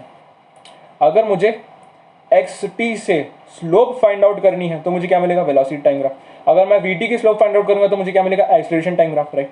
अगर मैं एक्सेलरेशन टाइम ग्राफ का एरिया फाइंड आउट करूंगा, अगर राइट, अगर मैं एक्सेलरेशन टाइम ग्राफ का एरिया फाइंड आउट करूंगा, राइट, तो वो मुझे क्या मिलेगा? मेरा वेलोसिटी टाइम ग्राफ। ये तो देख लिया कि हमारा पोजीशन टाइम ग्राफ किस तरीके से दिख रहा है, लेकिन अब हम हमारा डिस्प्लेसमेंट टाइम ग्राफ देख लेते हैं किस तरीके से होता है। हमने क्या देखा? हमारी इक्वेशन क्या है? X final is equals to X initial plus U T, ये हमारी इक्वेशन है। यहाँ से मैं बोल सकता हूँ X final minus X initial is equals to U T, यहाँ से मैं ये बोल सकता हूँ कि नहीं। और x final minus X initial क्या होता है? वही तो मेरा डिस्प्लेसमेंट होता है, तो डिस्प्लेसमेंट क्या आ गया? U T, right. ये देखो, तो मेरा displacement graph, displacement time graph जो है वो किस तरीके से दिख रहा होगा? वो कुछ इस तरीके से दिख रहा होगा, राइट, वो कुछ इस तरीके से दिख रहा होगा। यहाँ पे आ जाएगा डिस्प्लेसमेंट, यहाँ पे आ जाएगा टाइम। ठीक है, और जब मैं मेरा जो वेलोसिटी टाइम ग्राफ है, उसका जब मैं एरिया फाइंड आउट करूँगा, right, from suppose t equal to 0 second से कुछ t equal to t0 second तक। ठीक है, तो इसका जो एरिया आएगा इस टाइम इंटरवल में, that will be nothing but displacement जो कि उस पार्टिकल का हुआ है t इक्वल टू 0 से लेके t इक्वल टू t0 तक, वो क्या आएगा? हमारा एरिया। ठीक है, अब ये जो है हमारा एरिया जो है हमें डिस्प्लेसमेंट क्यों दे रहा है? क्यों दे रहा है? क्योंकि तुम खुद सोच के देखो, वेलोसिटी क्या होती है? Velocity is nothing but velocity is nothing but ds upon में dt, ये किसके इक्वल होता है हमारे वेलोसिटी के, राइट। तो मैं ds को बोल सकता हूँ v dt, ठीक है। तो s क्या आ जाएगा, इंटीग्रेशन ऑफ v dt, ठीक है। देखो s क्या है मेरा, integration of v dt। Integration of v dt क्या है, integration of v dt is nothing but area of the velocity time graph में जो कर्व है उस कर्व का जो एरिया है वही होता है। और यहाँ पे मैं लिमिट्स लगाता हूँ 0 से लेकर t0, तो मुझे 0 से लेकर t0 तक जो मेरा डिस्प्लेसमेंट हुआ है वो मिल जाता है, ठीक है। मैंने थोड़ी सी चर्चा करी है, और अगर ये वाला पार्ट तुम्हें समझ में नहीं आया तो बिल्कुल चिंता मत करो, इसकी अगली वीडियो आने वाली है, उसमें हम यही सारी कहानी बहुत अच्छे से करेंगे। रेक्टिलिनियर मोशन पे पूरी PhD करके रख लेंगे, जितने भी ग्राफ्स पॉसिबल है सारे बना के देख लेंगे यार, ठीक है। तो इस चैनल पे तुम्हारी पूरी पढ़ाई हो रही है, थोड़ी वीडियो की लेंथ बढ़ाई गई है ताकि जो है हमारे टॉपिक्स थोड़े जल्दी कवर हो रहे हो। अगर पढ़ाने का तरीका अच्छा लग रहा है, चीज़ें समझ में आ रही है, तो तुम्हें क्या करना है, चैनल को लाइक करना है, वीडियो को सब्सक्राइब करना है, उल्टा बोल दिया, वीडियो को लाइक करना है, चैनल को सब्सक्राइब करना है, ठीक है। तो इसी के साथ यार, see you guys in the next one, और bye bye।